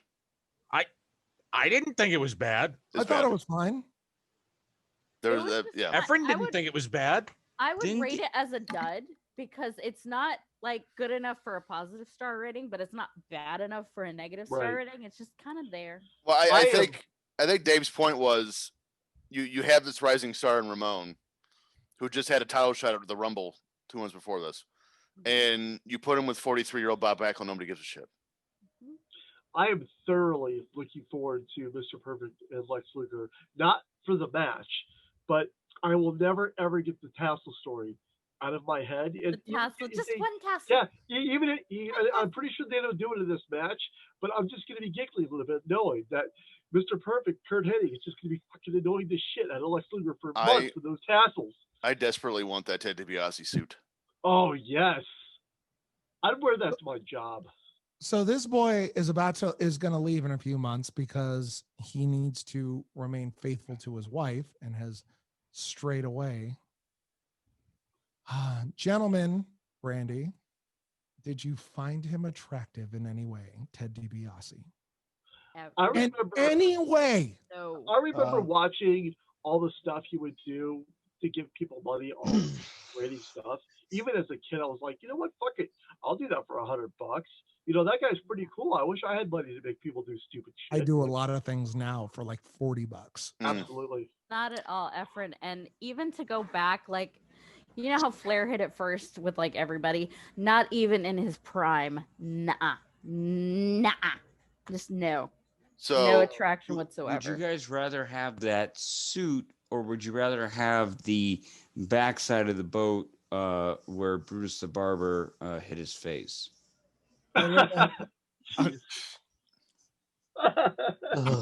That's terrible. In answer to Efren's question, I could kind of see where people could find Ted DiBiase attractive. I personally don't, but I could see it.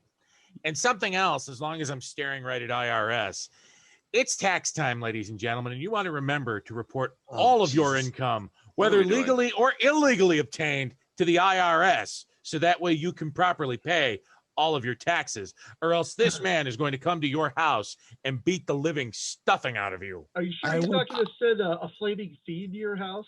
I would say Death and Taxes would have been awesome. Death I and like The Taxes Undertaker. is the greatest tag team we never got. Yeah. There are only two sure things in life: death. I will take this and man. taxes. Oh, I'm sorry. I thought it was death and orgasms. So to Not put a with book my in, dating history. to put a book in, Efren, on the is Ted DiBiase attractive in any way, shape, or form? I'm going to quote one of the most fantastic, greatest movies of all time, Spaceballs. Jewish princesses have money and power, and I have both, and you know it. Phil, I have a question. I hate that movie. How many energy What drinks the fuck? No. Stop, Antonio. I am sorry. Frank, what word just fucking came out of your mouth? I do not like Spaceballs, and can I tell you this right now? I can't stand John Candy. Anyway. Oh my God. All right. Okay. Them's fighting words. Wow. The only John Candy movie I like is his small appearance in Home Alone. Thank you very much. What about and Uncle Buck? Send your hate tweets to go fuck yourself at Twitter. Frank, thanks for joining us today. Throw him off the show. No. That is No one Phil. said anything about my Yeah. name How many energy drinks have you had? on Top Well, Guy. I Zero. agree with it. 0. Actually, like I said earlier, I had a 5-hour energy shot, couldn't find it. So Disappeared. I'm going off whatever I got left in me for the day. Monday okay. on My Chat Back Live, we'll be watching Cool Runnings 5 times over. Hey, Don't forget- plane, trains, and automobiles, bud. that actually sounds like Oh, fun. that's in my And top Uncle 5 Uncle movies. Buck. Uncle Buck. I mean Uncle Buck. That's in my Uncle top Buck. 10 I'm movies all of all about that. time. What is so, this? So With both the- of with the- those are my with top the 10. smoke. Whoa, Cannonball Run. Oh, this is Brutus the Barber Beefcake, bro. Oh, motherfucker. With the I red forgot smoke. they did this. Ugh. They're the mega. What They else is wouldn't it do called? What was Doink. the music? The expelling Megamaniacs? brain matter, No, but they did Megamania. smoke for Brutus the fucking Barber Beefcake. All right. How did he get his eye done? Wasn't he in a Oh. boating accident? There's no way. Supposedly Somebody he got. hit him in the face. Supposedly his No. eye socket got ran over by a jet ski, which is a bizarre coincidence. Right. The story is Randy Savage dotted him before the show started. I would believe so, right? Yeah. Absolutely. Mm-hmm. My The guess is official Randy caught story- wind of the new finish. Yep. Yeah, too many incidents on an aqua based one guy parasailing, the other guy getting his face run over by a jet ski. I'm gonna go with Macho. Pegged him. Carl. I'm just saying that we know that You picked the wrong word, my friend, darling. what did I say? You Peg. said pegged. Is that wrong? You I'm might have. sorry. Could have said Do you bone. not know what the other connotation? Oh, I'm that- sorry. Okay, he got a he. Wait a in the- minute. Randy. What does that mean? Randy, he's looking up at you. Here comes the cream of the crop. I mean, it's well known that I have the dirtiest mind. I'm sorry. Yeah, I of guess Antonio. I guess yeah. I didn't realize. I'm surprised we haven't had Henry go. You guys, if I interject for a second, what does pegging mean? Because Henry doesn't understand Google. Oh, Lamar Jackson's down. Uh-oh. No, don't tell me that. This He's is a down in the end 35-minute zone. match, right? Oh, is that a safety? Yeah. Perfect. You're talking non-WrestleMania 9. I'll be right back. Then I'm going to show you my surprise, Matt and TJ. Okay. Yes. I love surprises. Let me get myself with There you go. Oh. My commercial. So I didn't get to speak on Ted DiBiase earlier. I'm not going to say whether or not I found him handsome because again I was like 7 when I discovered him. But I was a giant fan of Ted DiBiase. This is my favorite thing I've ever seen in my life. By the way, Matt, the way you're sitting, your arms look huge. Yes, you look totally jacked. They're not. Vascular. It looks like you're sitting like that on purpose. Like, Yeah. That was awesome. Efren just Just what go Efren just for did. The gun show. look at my triceps, fellas. Hey, I'm just Matt, gonna stay your here like arm- this now. that's so Hands in nice. pockets. Hands in pockets. Vascular. Guys, can Maybe I I get a could time oil check? them up. 1 hour 18 minutes 59, 1 hour 19, 2, 3, 4, 5. Sorry, I froze. So up. his face is made out of titanium, Yes. yet he's still wearing. And he's wearing the face mask. What Probably does a that good say? idea. Ric Flair what? Where? The dick trophy on all of our screens right now. Oh my God, I know what that is. It's a It's a Tony dick. Schiavone. Oh, my No, it's way too God. big to be Tony Schiavone. Is that Ric Flair's cock? That is Ric Flair's cock. Is that the baby's arm? Why is there so many rings under the head? Why are we all Why is it staring like at another 40 inches long? I'm mean, just. I'm more interested in the Corona to Shaft. It Why is looks like the lip of a pop can. Why is there white stuff coming out of there? Oh, God Antonio. damn it, Antonio. I didn't go there. Good Lord. If he We could scared get him some, off. if Is he he could coming get some back? Diet Pepsi and Mentos, and be able to kind of like magic shoot it out, like we were talking about with Doink.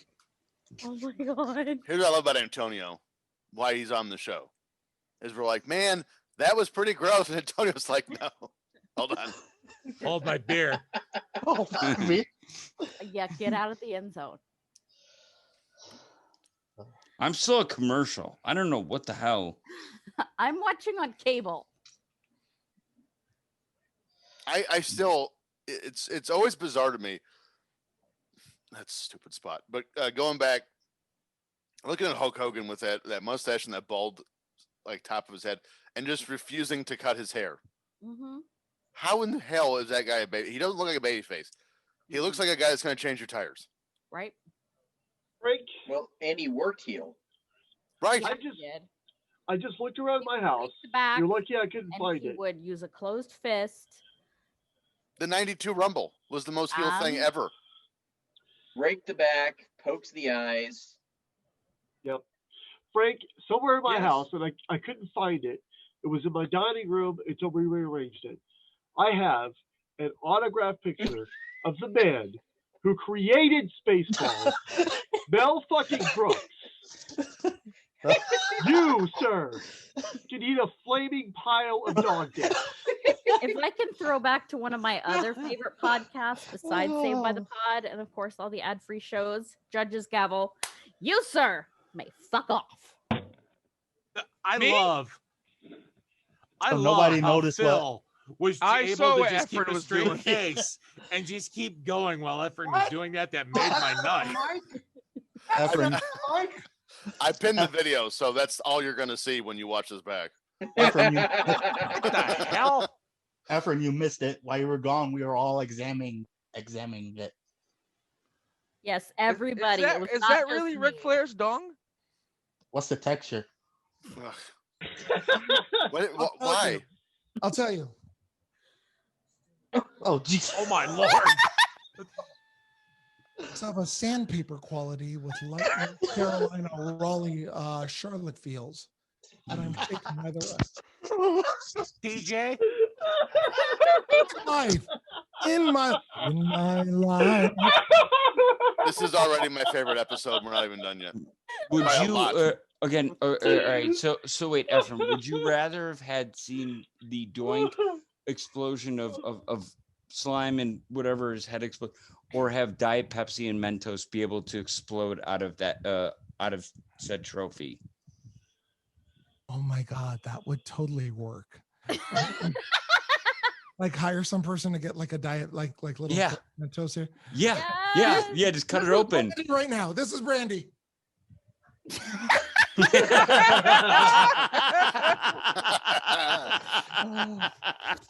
Oh, I love it. You could load that thing up because you could have some Diet Pepsi or whatever diet drink. But You know, you're right down the road.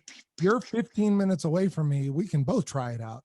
Yeah, Okay? yeah. I mean, let's be honest. I'm not the one with the word dick on my forehead. And I usually am. Okay. Oh!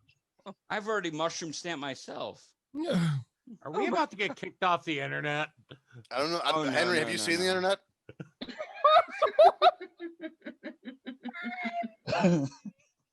Anyway. Is there any way someone can give me a time code? Where are they going? Good Lord, we've done like 4 in the last 3 minutes. I do need when my internet started. 1, 24, 13, 14, 15, 16. DJ, so Henry just asked if we're about to be kicked off the internet. Do you remember at Royal Rumble 2000, he didn't even understand Godfather's gimmick. And he's afraid we're going to get kicked off the internet. He's still a child when it comes to these things. We need to educate him more. That's why Efren's on today. That was the best. Yeah, that was actually, in retrospect, and that was funny. Matt and TJ, are you ready for your surprise? Yes. Okay. Yes. Okay. So I'm shaking. I mean, it's nothing big, but Oh. you're gonna semi-live. That's what my wife said. Inspired by you. It's the first time I've ever debuted it. I've gotten it. I got it yesterday. Top guy Peter Have first. a mic flag. Okay. Oh my Nice. God! And your inspiration. Yeah. Oh, I love that. Nice. That's Guys. nice. That's awesome. This will all I be, yeah, love it. isn't it? It is everything. Let me zoom in a little bit. Wait, is your pod on video now? It's going to be. We're very close. We have. I might as well. I'm gonna tease some stuff here. We are. Better editor than me. What? Paul came to me and he goes, "Will you edit this?" And I'm like, "I don't think I have time." We're perfectly. we welcome plugs in our show, and Frank welcomes butt plugs on his show. Oh, Jesus. And Carl wants him on his head, right? So, we're very close to going video. We are. Man, I have a couple of huge things planned for that I cannot say yet, but we have this huge game show thing that's about to happen. Nice. Where it's all going to be wrestling trivia related and I win. You're gonna have a chance to win a lot of money, and it's going to be sale of the century style. Do you remember that? Oh, Yes, God. yes, I remember. Yeah. So I'll give you let me give you one of the things. So this isn't bad, huh? And here you are. No, it's fantastic. I love it. Probably should get given up chat pack to do that. I knew you were gonna say that. So Do you guys need an accountant? I'm pretty good. I would rather have IRS beat the crap out of me than the tax problem I have now. Oh my God. You guys need an asshole. I'm pretty good. Like I will come and do whatever I can for y'all. Does that work for me too? brother. That always works for you. Wait a minute. Wait, I got this. Brain. Yes. Okay. Only if you want it. So let me give you one of it would be a fame game question. We are looking for a famous wrestling person. No, nobody shouted out. Yeah, I want you to shout it out. Oh, you do? If you know it. But you only get one, the way the game show would work is you only get one shot at it. So if you are buzzing and are incorrect, you can't answer again. Okay. I was born in 1953. Marla Maples. Marla Maples? You already failed the game. So Carl's done. Go ahead. Okay. See you. Because Marla's security pushed me out of the way at WrestleMania 7, and I swear to God, I've never done this. She was like this, getting away from all the wrestling fans. Pushed me out of the way. Like we have All right. cooties or something. Right. All right. I have to get this right. It's a very keep talking. I'll be right back. Okay. Okay. Can't wait to see Timmy get mad visually about Rey Mysterio. We have it in the ring. Hulk is in the $1 Million Dream, which means I need a break, brother. He's tired. He needs a minute. Oh, we gotta get that hot tag to Brutus Beefcake. He's gonna light the house on fire. On fire! And the crowd will Are go. you on drugs, Phil? Somewhat. I think he's on drugs. So I am he's not on on drugs. anything tonight. No, my but I think question John is Candy this: is we still have El Gigante and Undertaker, Hey! Watch your filthy mouth. and we still have No. a narcissist main and event. Lex Luger, or I'm sorry, narcissist and Mr. Perfect. Mhm. This seems a little bit. I get that it's kind of like mid card ish of like Ric Flair, Macho Man from like 8. I just did not see the big around it. Like I didn't get the that feel around it. Now Brett and Yoko had that. I love the fact they're getting sympathy on Hogan and not the guy who has a shattered face sitting at the corner of the ring. Well, we haven't seen Hogan since 8, right? On a big show. Yeah, I think you're right. That's true. So But he's gonna go get that world title back for Right. that European tour, brother. yeah, well, I'll get to that at the end. But Ugh. yeah, this match wasn't. It didn't. It was. Yeah. Because Hogan's not. Even then, Hogan's not winning a tag title. Right. Right. Because he Yes. just won the world title. He doesn't give a shit about a tag title. He didn't, even if he wasn't going to win the world title. Right. You know, it's like Flair when he came back in, was it 02? Flair actually went and won the tag title, the Intercontinental title, and stuff like that. Hogan never did that. Would Undertaker have had a problem with that sit up right there? The way I he don't sit think up it had been that I don't think it had been that established as kind of later on. Yeah, I wonder if I just wonder just the way he sat up. I mean, maybe if it was, Doink doing it, but it's Hogan, so I don't think he's going to care that much. I was born in 1959 in New York City. Mhm. I currently reside in Folsom, home to former famous psychic Sylvia Brown. Mention my name to Bruce Mitchell or to Bruce Pritchard, and he will go off. The Young Bucks have a finisher named after Dave me. Meltzer. Who am The I? Meltzer driver, Dave Meltzer. Meltzer. That's what the show's going to be about, and you're going to earn points. And Okay. I love it. we're going I to like offer that. prizes, and it'll cost you points, and we're going to start building it up and stuff like that. We got a couple other things. Oh my God. All I'm trying So to I'm do at is I'm get- at -10 with Marla Maples. Yes, you're off the show. Yeah. But you're at +20 with this that you do. Jazz hands. I think Don't touch me. Yeah. I think my annoying all the other co-hosts has finally paid off when I cash in all my bad chips for our super secret special guest next week. And that, I think that bought me a few more shows. Few more they kick me shows? off. Before they kick me off. As long as you don't mention that Full Gear was your first ever pay-per-view experience. For the Jesus. 637th time. Probably be 638. But did you guys know I was at WrestleMania 19? And Oh. I was at WrestleMania 19. Right. And Mark Nelson was at WrestleMania 19. And I shoot ropes. What does it matter? Antonio shoots ropes. This is true. You know how long it's been for me? I'm not going to shoot ropes. I'm just going to explode. You're just gonna paint the room. Yeah, After that picture I saw, I wouldn't mind you shooting. I feel like it's gonna be like a Salvador Oh, Dali really? painting. There you go, Frank. Yeah. All right, I'm on a plane out to Arizona right now. Carl, he's coming to you. Okay. 19 got it. No, wrong, I got wrong, it. wrong. I got it. He's coming for you. I'm coming Right? to Carl and on Efren, okay? That better? Oh, jeez. Wow. Everyone wins. Wow. Oh, I'm gonna need your headband when you're done. Yeah, I can give that over. Yeah, that's 1993 reference. Here is the Desert Inn behind me. What current hotel?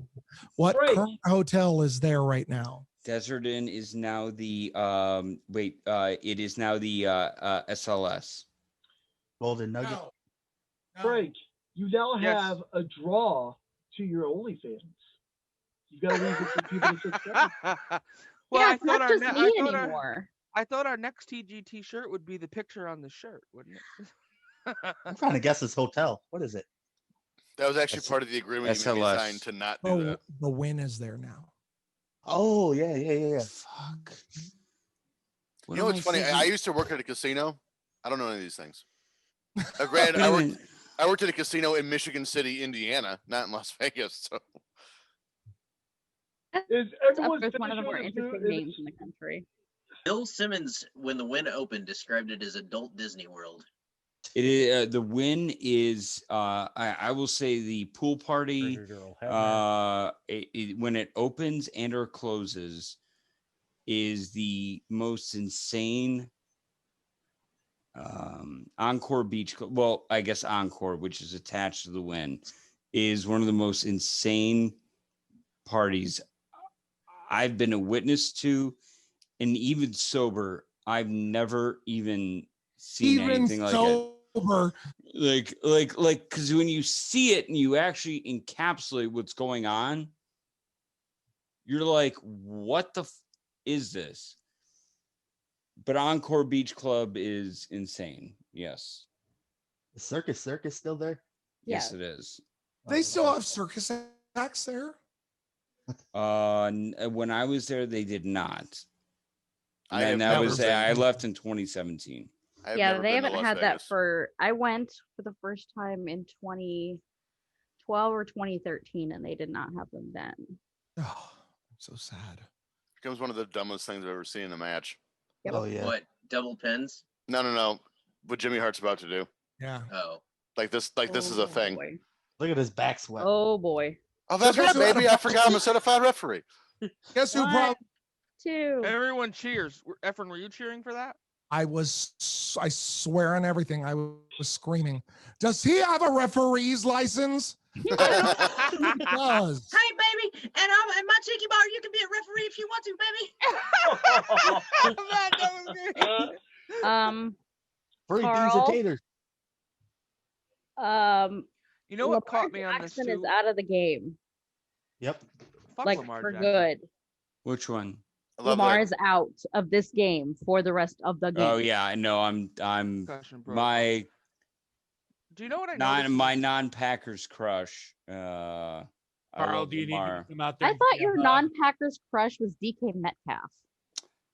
I enjoy him, but you got to understand, I covered Lamar for a year, like every week, week in and week out. Like I was with, like, all right, we're sending you with him. Here we go. Oh, Jesus. I feel bad for Joey. Oh God. I'm sorry, Carl. No. It's good. where my mind went wasn't. Did I say it wrong again? No. Did I say, Henry's back. Henry's back, everyone. Did I say it wrong again? No, you didn't. My brain went dirty when you started talking about covering Lamar Jackson. And That's okay. That's okay. Oh my god. Yeah. Did you come up to Rochester, Henry? No, the whole thing was I was in Louisville and I got like a good break. Like they gave me Ali's funeral. Oh, And I got that that went well. That went for me well. And then they were like, all right, well, you can do sports and, whatever. And so they put me on Lamar Jackson. And I'm like, this guy's not going to fucking win the Heisman. Are you kidding me? Like, are you nuts?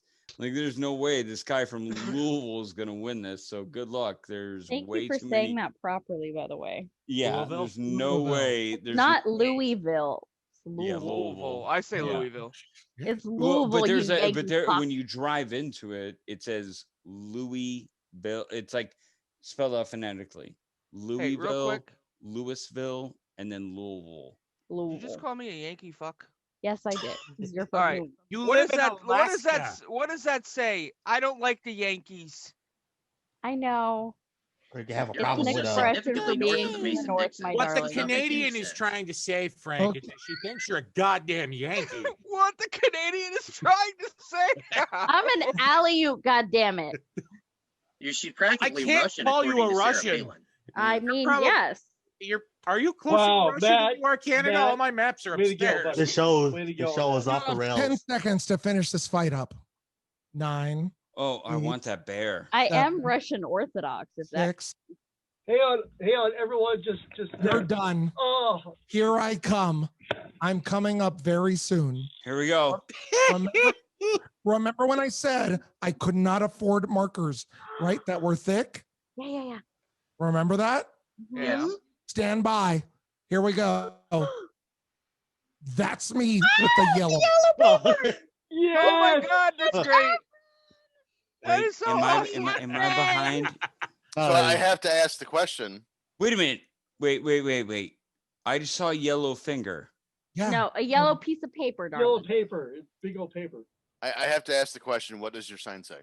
I don't remember. 139.43. I don't Hulk and something. Ready? Oh, I see it. I see you. I see you. I see you. 1. How cool was that, huh? Yeah. Yes. That's actually a little bit cooler than at WrestleMania 19 when you see TJ. No, it's not. A little bit. I really want to find that Macho Man outfit. Dude, I hate the shirt and pants Macho Man. But that's I mean, honestly, No, I want the jacket and the hat. yeah. Hey, Jack unless in the the hat. collector has it, I think his widow probably still has it because unless he gave it away or sold it, he kept everything. Hey, what's cooler than seeing TJ at WrestleMania 19 was seeing me at Full Gear. For the Jesus Christ. 638th time, ladies Oh and no! Bill I didn't Jackson. say it was my first pay per view. I said I You was just TJ. did. No, I said when I. Oh, you son of a bitch! He got That's you. the title of my sex tape. What? You see, Where do I Efren, purchase that? do you see what I was talking about earlier? Matt Levitt. Henry's warmed up. Henry's in the Absolutely. zone. Absolutely. I feel with The I soup feel is you. available again. No, I'm gonna start buying some, brother. Absolutely. Absolutely. What's the address for that sex tape again? I thought it It's was at the called. last I one thought in you were Blockbuster. changing Yeah, it Yeah, from. If you call Flashback. 1-900-909-9900, Gene Yeah. Okerlund will send Carl, you that was autographed you, right? copy. That was you. No, I right? tried to. I had it. I'm on my way. I got it. He Wait, goes, no, hold it. I've got the address. It's 1060 West Addison. I You thought. want to play imitation of Carl at my house? No, I was to say. Is that real I money? I thought that Henry, you were going with. You wanted You to were do something saying. with the finger legs, and then you said it was going to be called the Oh, finger no. snake, and it was a finger snakes, and I said that might be too close to, Legends of the Hidden Temple if you do finger snakes. Temples But are- I thought it was a good sex name title. Considering the time code, And why is Janet Jackson on here? Am I too far ahead with Top Hat and Gilman at 142.42? Yeah, you're a little ahead. You're a little ahead. Yeah, 142, Yeah, you're like 30 17, seconds ahead. 18. But I'm behind on the NFL game. But I'm on 4G. Why is Efren, I'm right with you. I don't give two shits about the NFL game. I still think the finger snakes would work out. Matt, do you like mild and hot? Are you okay with both? Yep. What do you Zero prefer? miedo. Hot? Zero Both. miedo. No fear?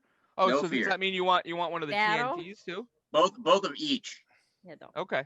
Excuse me. When leaving on the Oh, speaking midnight of songs, train, Efren, I prepared something for you, Oh, boy. Uh-oh. I don't even know about this. and it's got a Caesar's Palace connection too. Boy, I'm sorry. I just misread Natalie Cole for Gladys Knight. Oh my Okay, God. go ahead. Sans pips. No pips. What do tigers dream of when they take a little tiger snooze? Do they dream of Molly zebras or Halle Berry in her Catwoman suit? Don't you worry, you pretty tiger head. We're gonna get you back to Tyson in your cozy tiger bed. And then we're gonna find the best friend Doug. And then we're gonna give him a best friend hug. Doug, oh, Dougie, Doug, Dougie, Dougie, Doug, Dougie, Dougie, Doug, Doug. But if he's been murdered by crystal meth tweakers, well, then we're shit out of luck. Yes! The Oh, lyrics The Hangover. I love you. of Matt Levitt. I Dude, am Matt, you hit many octaves. I am so honest. untalented. It's No. not even funny. Fucking hot for like 2.5 hours. I've been like drooling over your arms. See? To be honest. Hey, do not sleep. Do not sleep. How on can those I? with guns, my arms? you son of a bitch. All right. Phil's got those Because I'm wearing SpongeBob a arms. medium. It's All right. just the shirt, guys. The shirt and lighting. Now this It's this is So I have to give you a little preview. In 2 weeks, Gayfabe involves To Catch a Predator. yes. Oh, Wait. Yes, this is Can you- something that we've talked about, and I'm so fucking excited.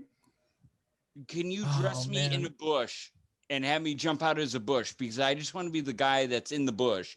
That'd be like, all right, Steve, what do you want to do? The first guy to tackle him. Ron, what do you want to do? Be on the mic. Do you want to be on the walkie-talkie?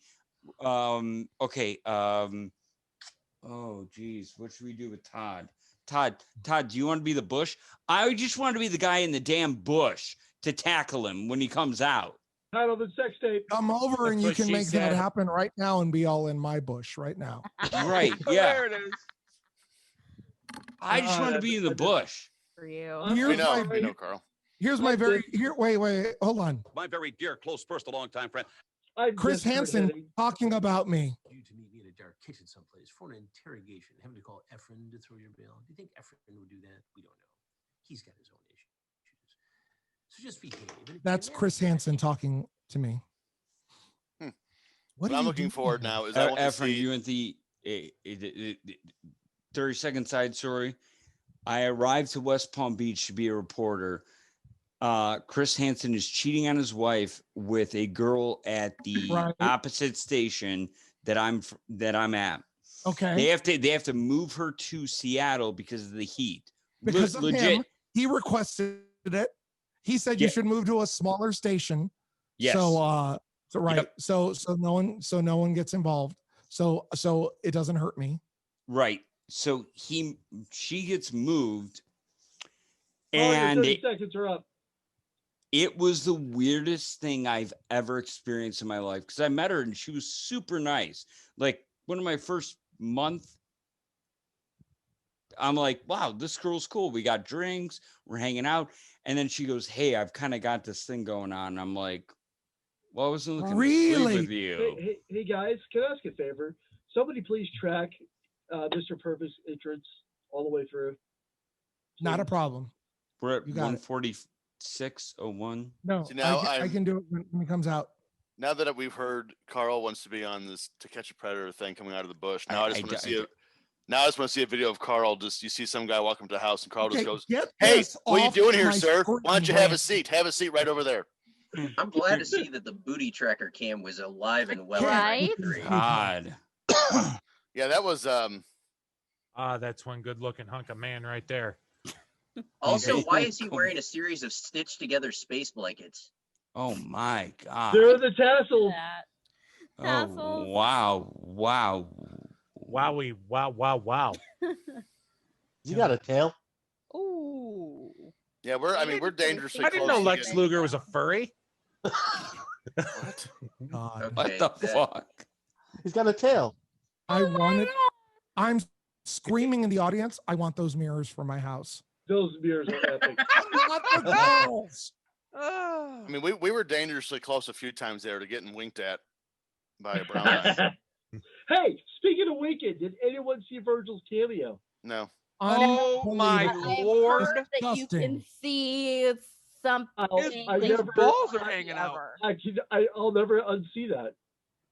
I've officially Wait, seen I'm Virgil- sorry. I'm Whose sorry, balls his are hanging out? Virgil. Virgil's. When? All right, here you In go, a buddy. cameo that he did Here we go. all the way out.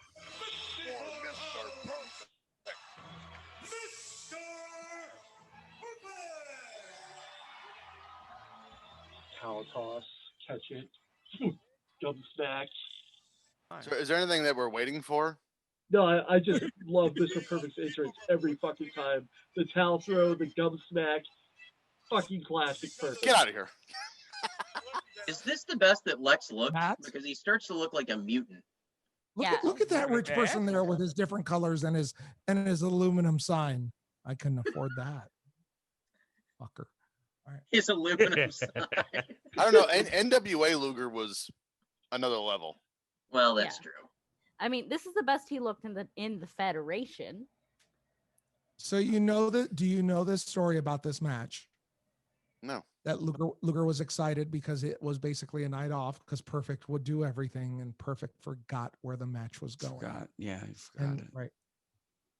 I didn't know that. By the way, here you go. You were talking about Buffalo Bill. So this shirt, this Cher shirt, this is the third time I have worn it to Les Mis, but I debuted it at Low Key Big Hog Weekend along with this shirt that Oh my. Right.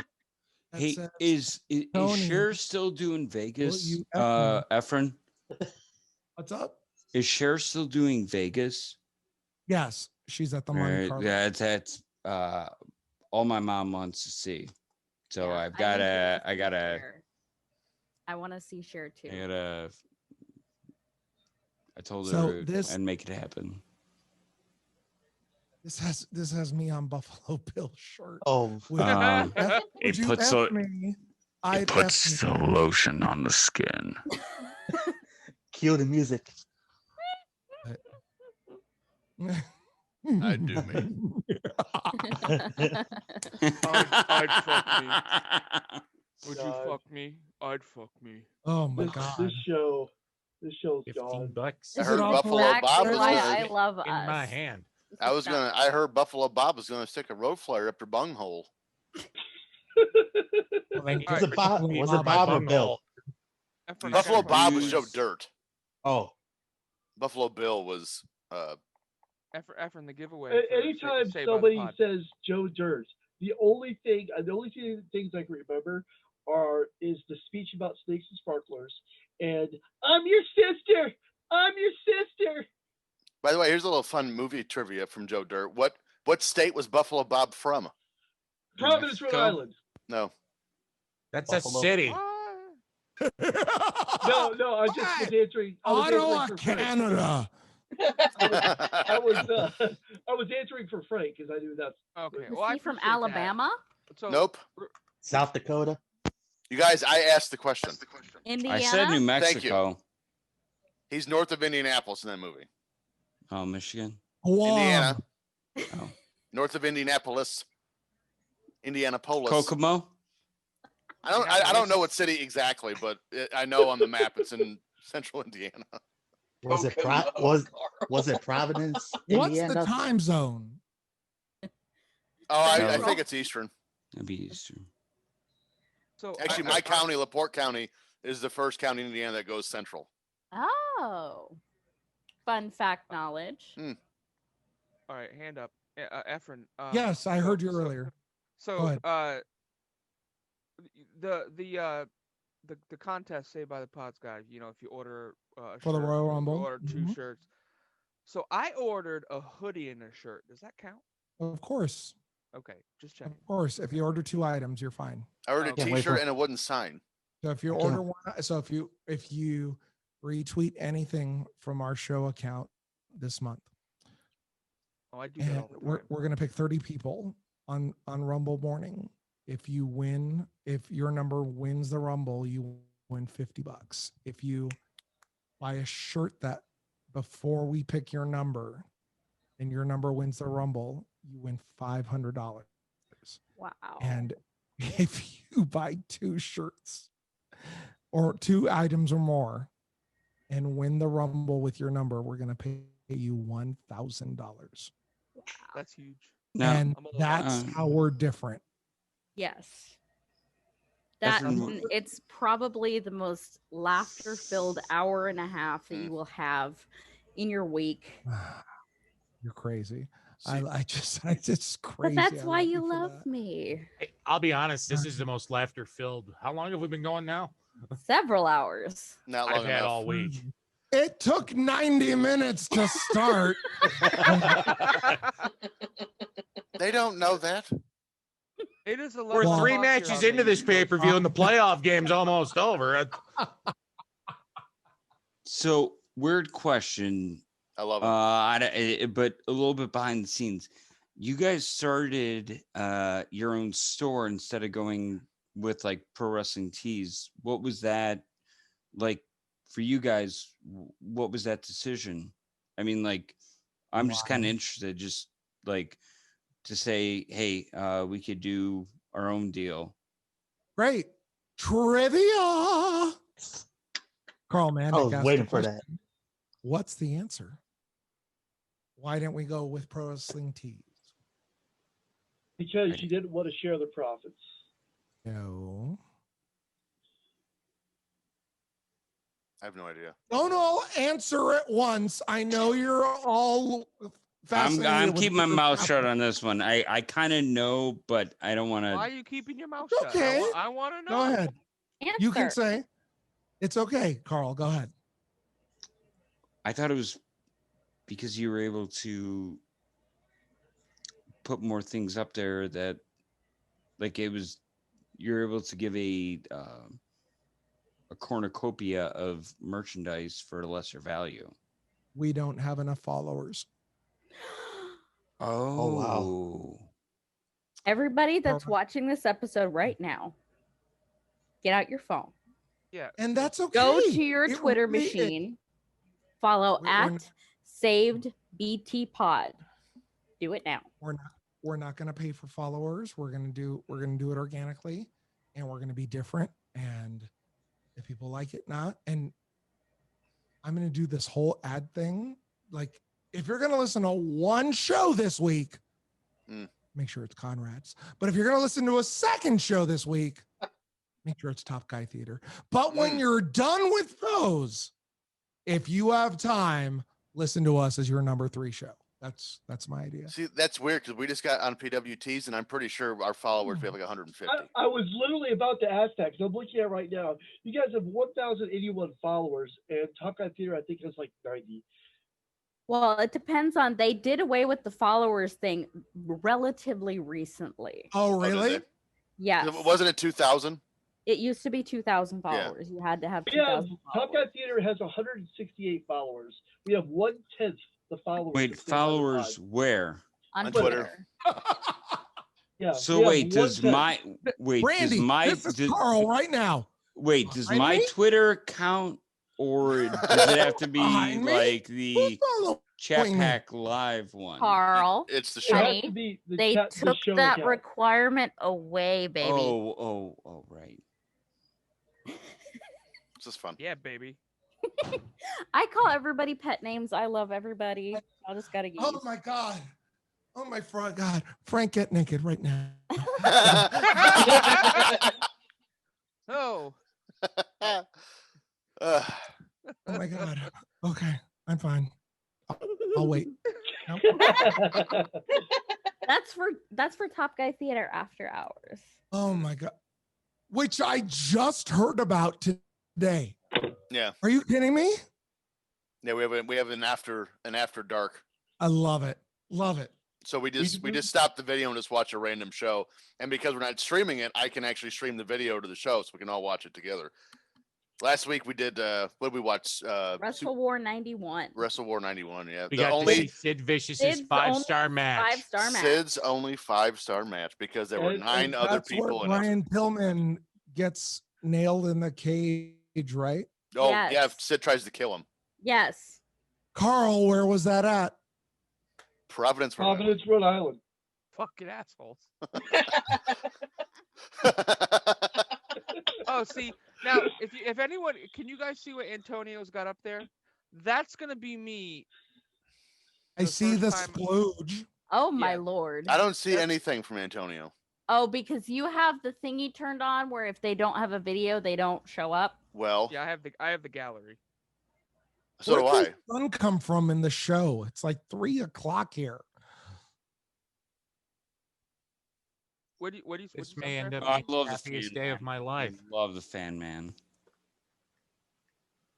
The happiest day of your life will be when they win the Super Bowl. Be quiet. I You think shut your whore mouth, Frank Bruno. Don't you jinx it. The catapult has to be my least favorite move in wrestling. Oh, it's the I agree. one. It's awful. Except when Steamboat did it. Oh, I'm sorry, Savage did it against Steamboat. That Yeah. was fabulous. I'm sorry, that was over the line.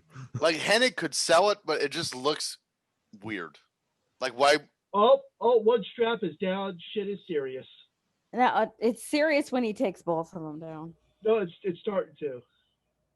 Right now That's- he's that's like- I want to just see his man nipples. right Right now now he's just he's- Jerry Lawler. That's He's like a cruising warning. for a bruising right He's now. like, all right, nipples? he's like you Is maybe that take different one from strap. like women nipples? That's like your dad getting the belt out.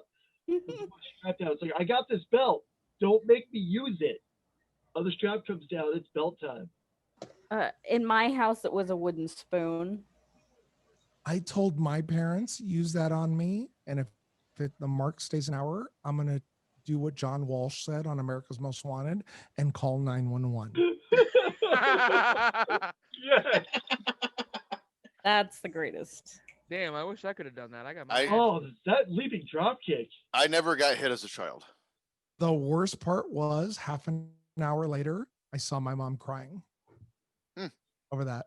It was horrible. and then I was fine until I said I'm gay. Okay. So Yeah. Hey, real quick. Wait, she transition cried. to She that. cried for that, Efren? Is that what you? Speaking of making my mom cry, go ahead. Oh no. Coming out. My Smooth transition. yeah, my middle daughter, Megan, actually came out as gay this summer. She's 11, and so that's an experience my family's been going through together. And I'm literally just no selling it, not because I feel like, to me it's like any other day. I don't feel like I should have to celebrate it at this point in 2021. It should be like, I'm straight, she's gay, cool, whatever. And right now she's at the point where she's got all the rainbow shirts and the pride stuff, and I kind of feel like that, maybe she's excited about it, but maybe she's going a little bit too overboard. And this time in where we're at cultural wise, that it's just should be a norm. It doesn't have to necessarily be not really necessarily in your face, but do you see where I'm going with train of thought?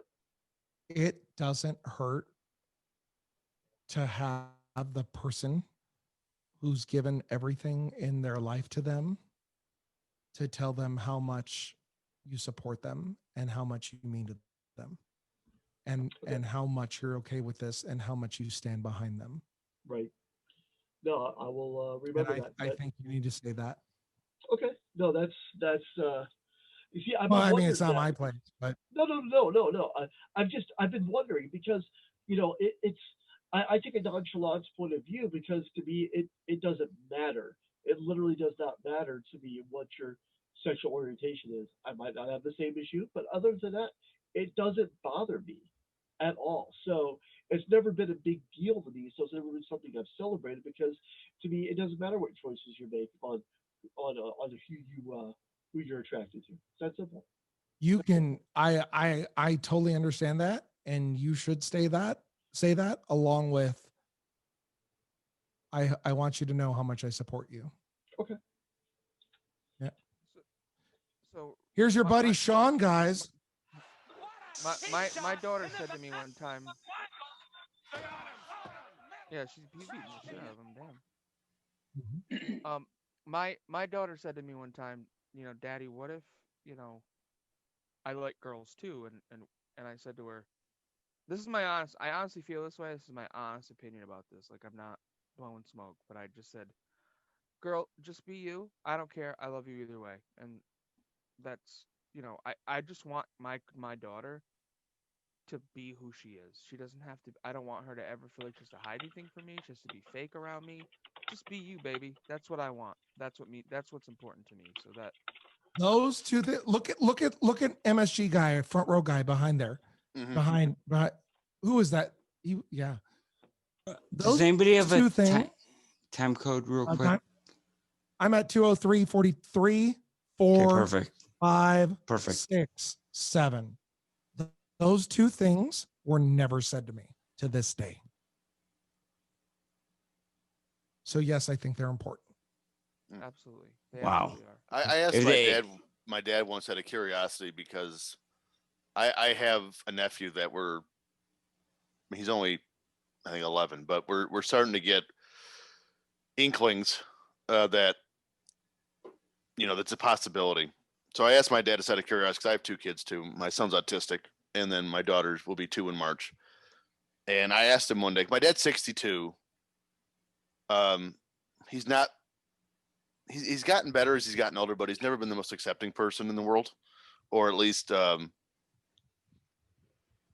like I don't know. It's kind of backwards on some shit. It actually makes me surprised I turned out the way I did. And I grew up in a town called Fish Lake, Indiana, that had 800 people in it. So I mean, I didn't live in the most progressive area ever. So I just asked him one day, and his surprise shocked me. And now, granted, I didn't have Piper at the time; I just had Jack. I asked him. I said, "What would you do as a grandpa if Jack was gay?" You have a kid named Piper? I do. I love that. I will get a picture here in a minute. But the first thing he said, my God, that's right. I forgot. Amazing. the first thing he said, which surprised me, was his answer was, "Would he be happy?" And I was like, "Well, yeah, that'd be the goal." And he goes, "Then I'm fine." There you go. Which it just threw me off. I wasn't expecting that at all. Like I went there ready for a fight. Those days you're just prepared for one, and then it just completely diffused me. I didn't know what to do after that. So here's been a point of contention in my house. So if you follow the show at all, you know that I have 3 kids and 3 foster kids, and so you guys are amazing. Jesus. A little crazy. So 3 foster kids, they were raised entirely differently as far as their beliefs go, and are completely against that. And so that's been a very big point of contention, especially against the oldest foster kid and my middle daughter, who came out. So that's caused a lot of arguments. They've learned, well, the other 2 don't really care that much, but he's learned to tolerate it, but still gets in arguments and questions it and doesn't say the right things about it. So that's been tough. All right, so I have a picture my wife took the other day, and I'll just warn everyone ahead of time. I'm not wearing a shirt in this picture. Yes. Yes. Thank you. Okay, Hey, everybody. Everyone, TJ, put it on your screen, man. We need just your screen up. There We we need go. to see tits. There you go. Yeah. Me and the boy. Oh, shit. Gotta That shave was- your chest. All I was right. home on Tuesday night and fell asleep with him in my chair.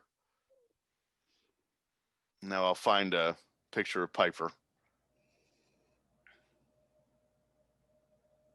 Did you hear me? I did At- not. At least your nipples are bigger than John Stud's. By a pretty substantial margin, according to Timmy C. So That was great. That's hilarious. I heard John Stud lactated though. What the? What? that's an odd thing to say. Kidding me? All right, and here's Piper. Oh, Aw. My little ginger snap. yes. Oh, I love that. My little ginger snap. Cute. That's adorable. She's so cute. I love What is that. it with everybody in this group having such adorable children? We're a good-looking group. That you Sorry, guys Mom, my are. daughter's a little bitch. I No, would Oh. show you. I'm just joking. Jesus. I think I spread my I children didn't all say around. about attitude. I said they look good. I think I spread my children all around. So Yeah. yeah, Oh. I have to record this Oh. right now. So I'm gonna get your just react shocked. If I showed you a picture of my kids, you'd never be back online ever again. Yeah, What? yeah. All right. Yeah, well, Here we go. look, no one wished me a happy Father's Day last year, okay? And because people do call me daddy, I had to show them my kids. I had to show them my kids, Yes. and the guy's face was a little messy. Okay. Oh my god. That's great. Yes. That's awesome. Yes. Efren, you're my best friend now. So, oh my God. Hey, Walk off. here's Jorge. Oh yeah. By the way, Undertaker and Giant Gonzalez is going on right now. This Yeah, is this a is the match. worst TJ, match. This Let is me going to be a ask match. you, since I went to the show by myself, and you gotta hire Jorge, right? If Oh, you're yeah. Vince. You You do. have no choice, right? The Right. what they're going for here, for one, Undertaker needs an opponent, but two, the demographic they're after is children. So you have to find a way. And I'm gonna tell you right now, I was 8 years old when this happened. I was scared shitless of Giant Gonzalez. He's so beanstalky. He's the guy you get when you climb up the beanstalk. He was very big. I was so excited to see how big he was. And I mean, look at him compared to Fonzie. Yeah. Yes. Look at him compared to Undertaker. Undertaker's 6'10". Mhm. So let's just see how gonna much. call this for whether it's done on Say by the Pod, AFS, whatever platform it's done on. I'm calling right now, getting an airbrush suit as Giant Gonzalez Ugh. and growing my hair out Oh for that God. one. Yeah, for Halloween next year. Oh no, for Eight- Halloween was he this 8 year. feet? No. I'm gonna No, win. he was 7'6". The But- internet has him at 8 feet. They Come did bill him as 8 He's feet. 7'11". He was Isn't built. he 7'11"? No, he's 7'6". They billed him at 8 feet when he came in. At Giant nearly Gonzalez. 8 feet tall. Yeah. Yep. He's 7'6". Yeah, I'm the Like, gonna I mean- same height as Yao Ming. Like I'm Sherry scoffing at that. Martel for He's only Christmas. 7'6". For Christmas. For Halloween this year, I'll be Sherry Martel. I just have not decided which version of I Sherry. think I'm gonna get an airbrush, white Under Armour, and just get it airbrushed. Oh, on both Efren, of- I was really upset this year for the Halloween party because I was actually going to go. I bought a shirt of the Zodiac from WCW, and I was going to paint my face and cut like the shirt into like fringe and wear it. And then I got called into work. I couldn't go. So upstairs, I have a perfectly mint condition Zodiac T-shirt. I pretty much only wear for this show. Efren, were you at the Halloween party? Was he not Halloween only party? there? He won. If anybody won that costume contest, Hey, Efren, you won. Not Hey. to knock you. I'm sorry, Phil. Not to knock you. Best costume, hands down. Do you want to hear my horrible Yes. Halloween story? Oh my God. Brandy, you said we get a little personal here. This is probably one of the most personal things. This is you, Brandy, again. Yes, let's kiki girl. Halloween is my least favorite day of the year. I suffer from extreme PTSD on Halloween when I see the first decoration. My best friend said, I said, so I had a trigger moment yesterday, and she says, "What day don't you have one?" Which is, quite true. It's okay to laugh. It is. It's funny. And some teenager mugged me for my candy when I was 9 years old, put a knife to my head, cut me from behind, and on my front lawn, and said, "Do you want to live?" And I couldn't answer. And he pushed the knife into me again and said, "I'm going to ask you one more time. Do you want to live?" And I said, "Yes." He says, "Then drop the candy." So I dropped it on my front lawn. He says, "Walk 10 steps, count to 300. If you turn around, I'm going to kill your family." I never got over it. Wow. You will not get over that. No, check on me on Halloween. Yes, I will check on you on Halloween going I've forward. never gotten over it. Some days are easier, and usually the NBA saves me because I can turn off the light. And the year they striked a couple years ago, God help me. No, I will check in with you. I just like an excuse to dress up. Like last year, I went as Bull Nakano, so I got to wear a wrestling shirt to work. I had my face all painted up, and I'll be Sherry Martel this year. So I I'll love get to be it. all painted up again and all dressed all glamorous. Maybe this is the thing that gets me through my stuff, huh? Yeah. So Carl, that whole Halloween thing, that's a huge thing for me. Along with, the wind opening the door, looking up like Brandy on an NFL day. I tell you what, guys. That was pretty powerful. I'm sorry. That got me a little bit. That was a little bit. It was just so good. I didn't know the background. Sorry you went for that, Efren. Yeah, I really am. I'm like you're Kai. I didn't know the full. When I saw the whole, like, you almost had like a coal mine of Michael Cole, plus having like plus having doing the Fink, and it was so good, and I was like, oh my God, just give everything that could be given away to that guy, because I didn't know you that well at that time. I'll be honest, I didn't know, but then that's how I really got to know you and Timmy and Paulie. It was after that, because I was like, I reached out and I was like, oh, hey, can you share you guys' story of how it all happened? And when you guys shared it, it was like, oh my God. Like, but I had no idea that was another layer, because we kept it very on the surface. So we don't do that here. I appreciate that. The other part is, so I went to an all guys prep school, and we missed the chloroform thing real quick since we is a did. wrestling show. This is, I swear on everything, this is me during the show. Dang! I don't smell. If they're saying something smells, I don't smell it. I tell you what. Here, I just was thinking about this earlier. So, on the show, is he looking at you right there? Like, on the show, we have seen a shirtless Frank and a shirtless DJ. So I'm going to share with you a 21-year-old Antonio, don't do it. Super buff, shirtless Phil. Oh no! Frank is better. Justin. No, Just Incredible looks good. Yeah, that was me at 21 years old, guys. I came across that on my phone yesterday, and I'm like, "Hey, that's suitable."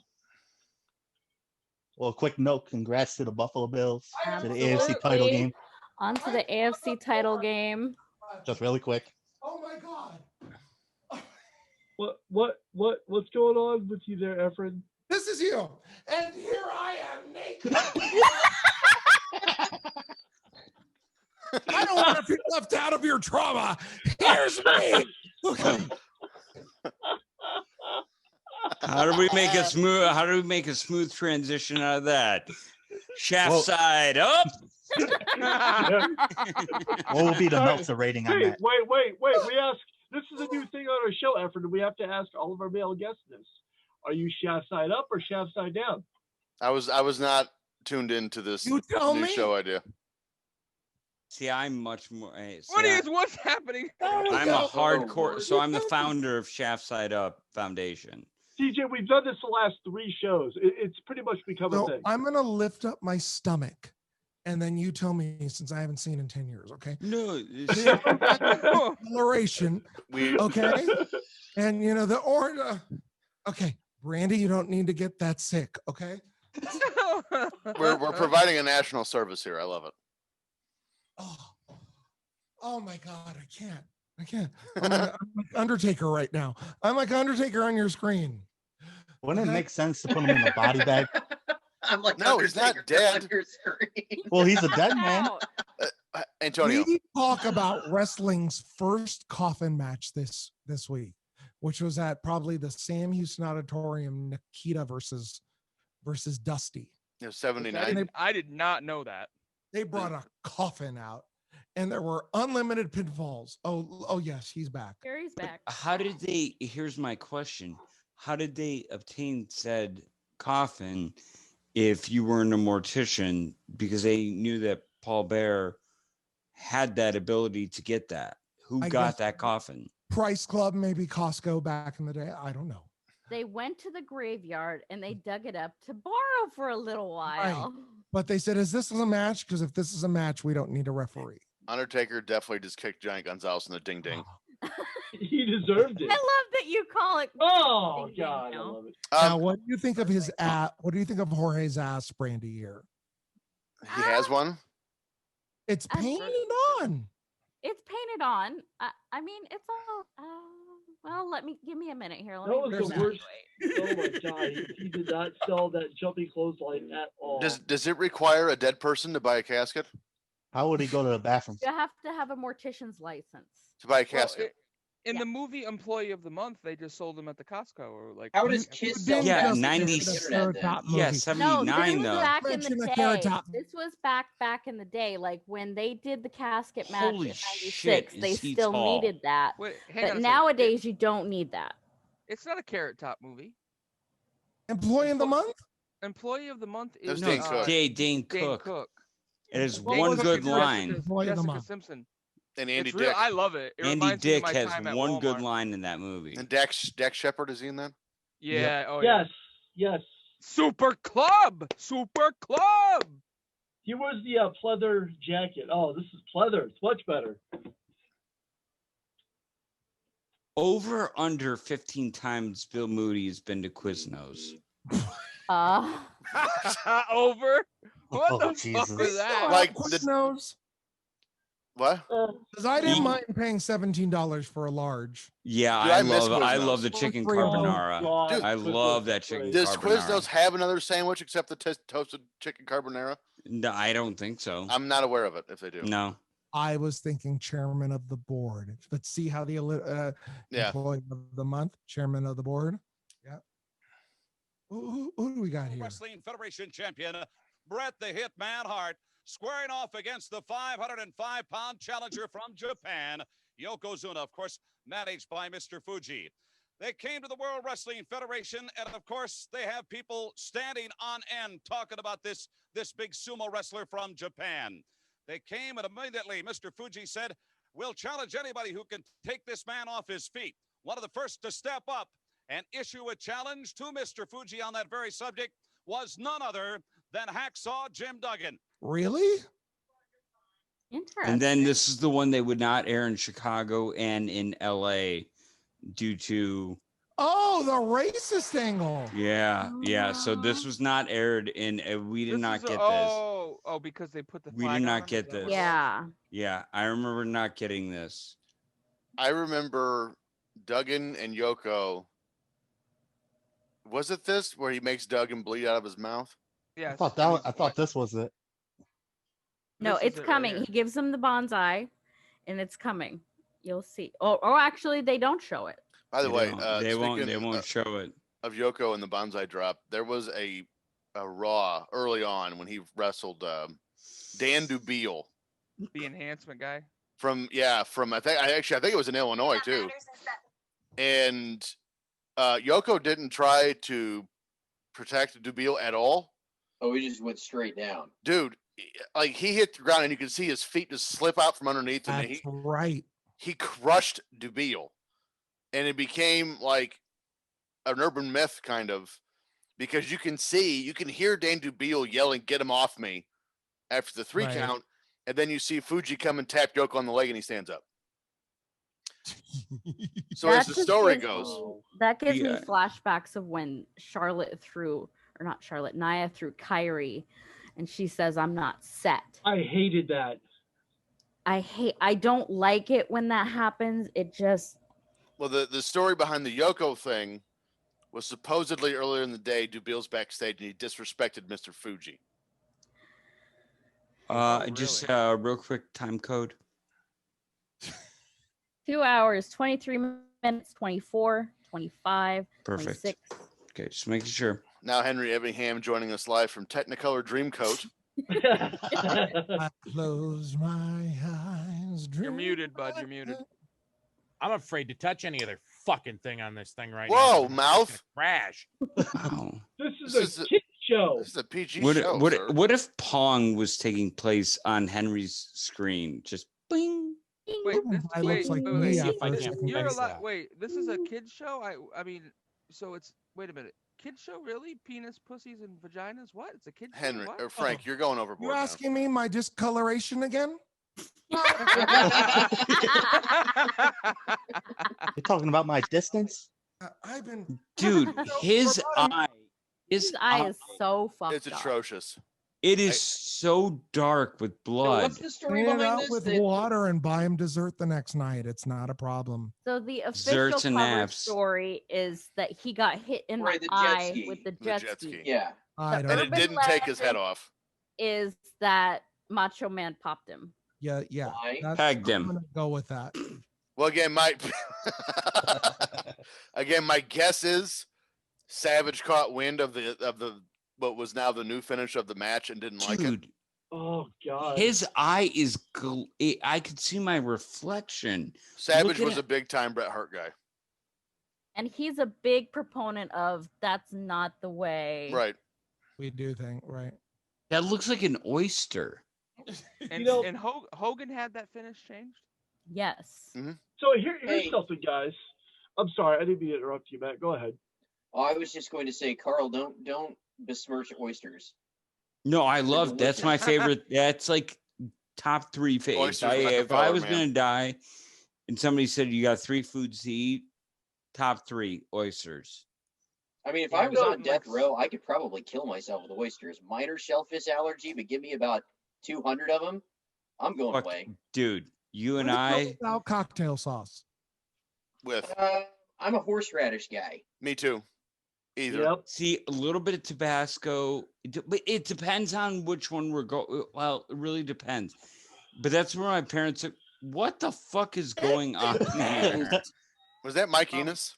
Those are the Us. local drunk men of What's this woman Independence. behind her? This is her. This is that woman behind Jim Ross. Yeah, Jesse Spano looks fine. What's wrong? Her Canadian tuxedo is okay. What's wrong? All right, with her? speaking of oysters, here's who was it? Paul Sorvino and Dick Tracy.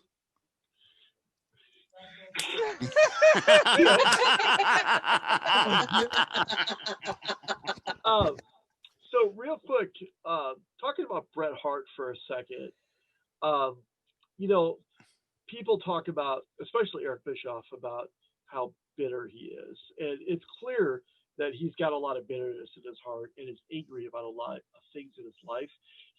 Granted, he does need to learn to let go of all that, but looking back at his career from this point forward, he's got a lot to be better about.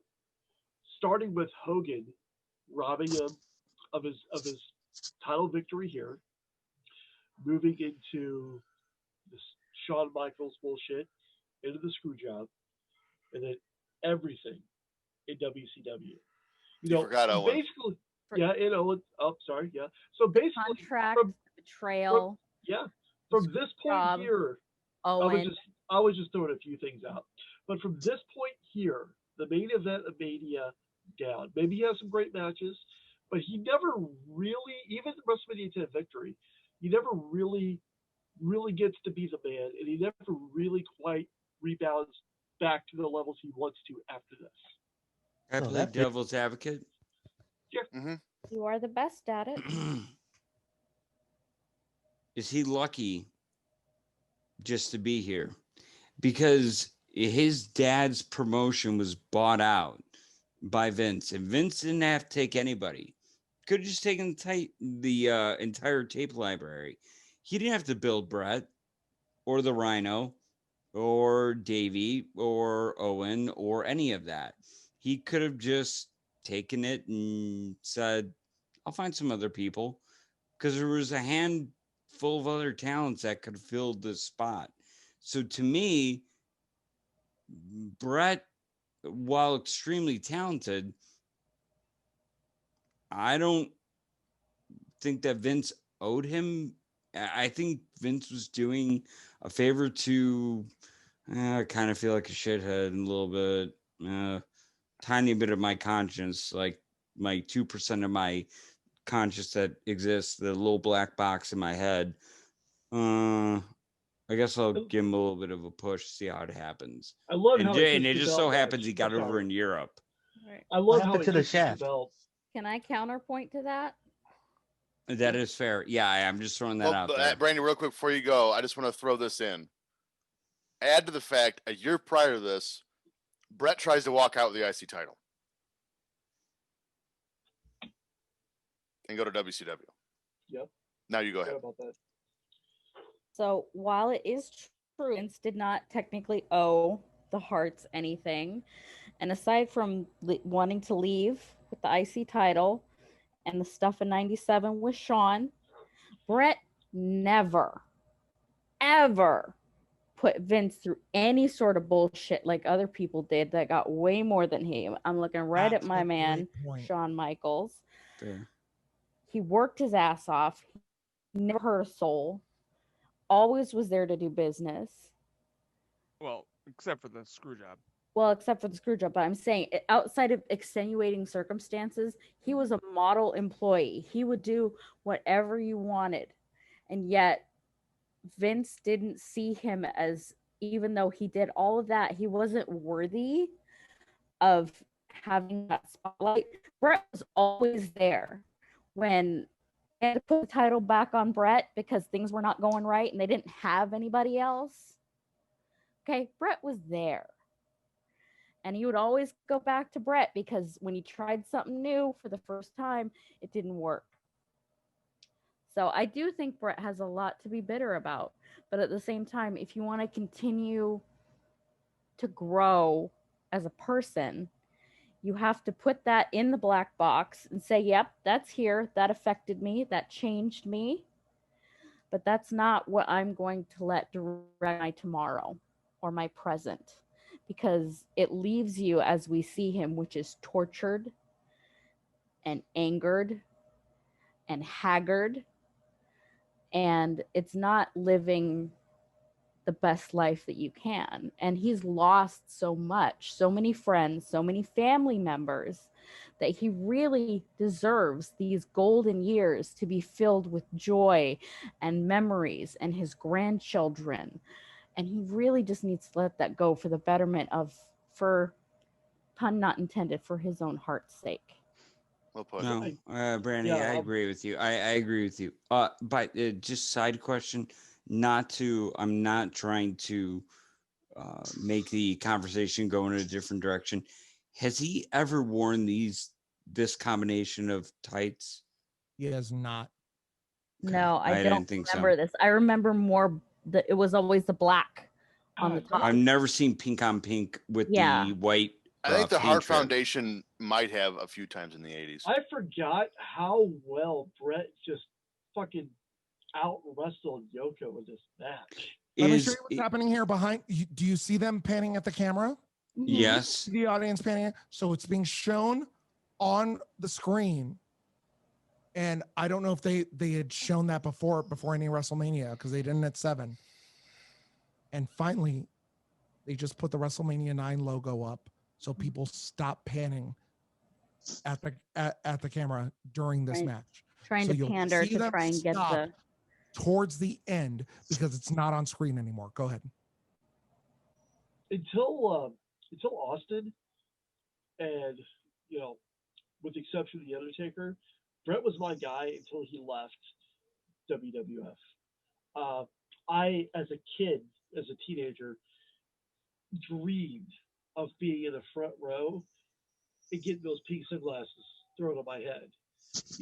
Even when Shawn Michaels became the big guy, the face, and all that, and we had heel Brett, I was still for Brett all the way up until Austin creeping in and Brett leaving the company.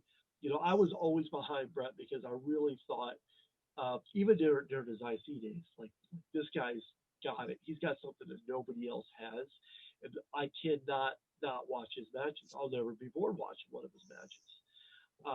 But again, like, to add to Brady's point and to cap off my point, it hurts. It really hurts me to see what he is now versus what he was then, what he was becoming versus what he ended up being.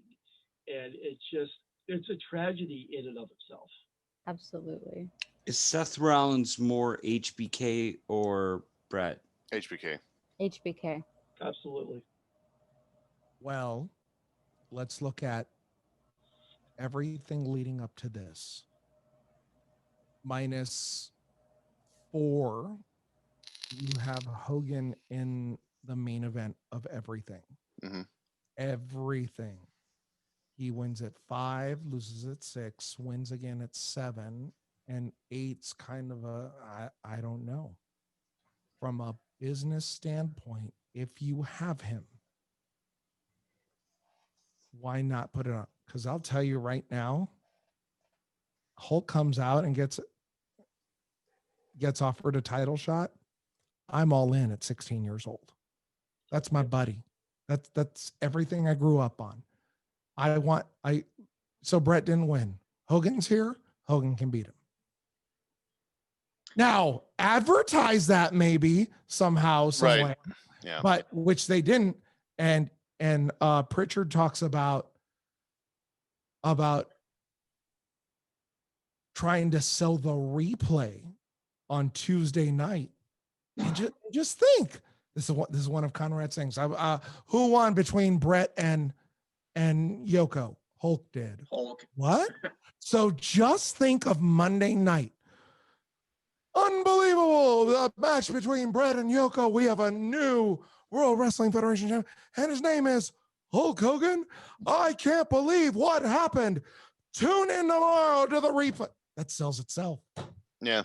So from a money standpoint, I see it.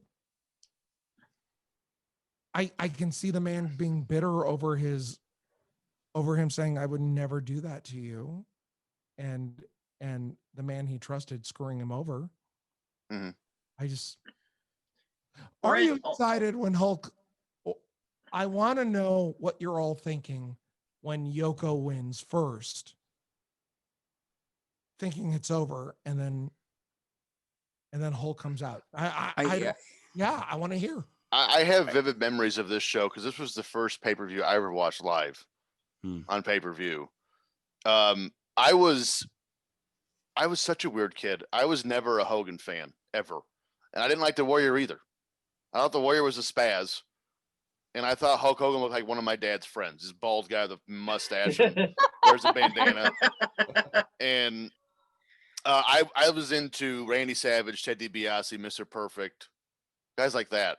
So, and when Yokozuna debuts in 92, wins the Royal Rumble in 93, and they're just, pushing this guy to the moon.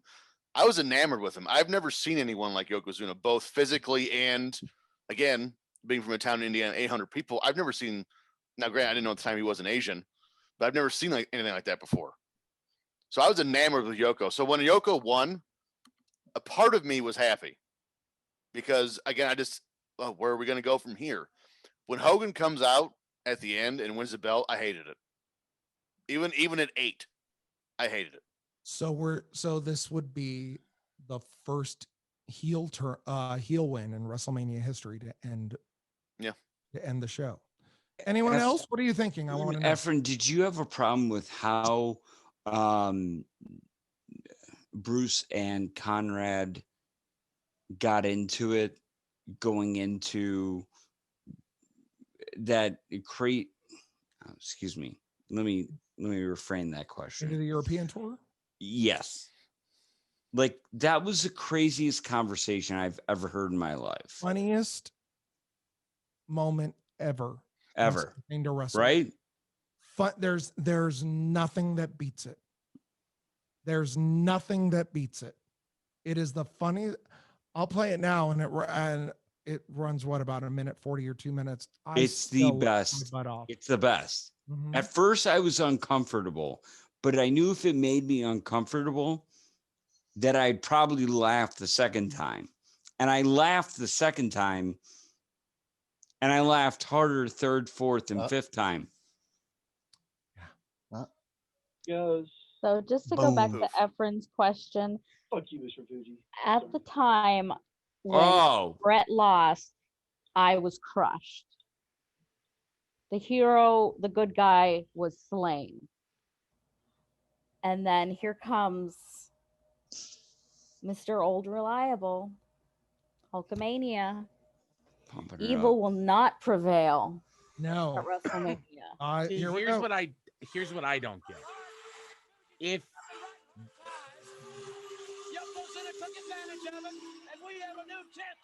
just to answer Efren's question, I hated it. I thought Brett should have kept the belt. Here's a novel idea. If the idea is still to make Yokozuna champion at King of the Ring anyway, why the fuck didn't they just put the belt on Hogan at WrestleMania in a match with Bret Hart and eliminate the middleman altogether? Heels and faces still mattered, and they didn't want to flip Hogan heel. Yep. Yeah. Or Bret heel. At this point, face was completely out of the question, especially after it bombed at WrestleMania 6. Business-wise, it bombed at WrestleMania 6.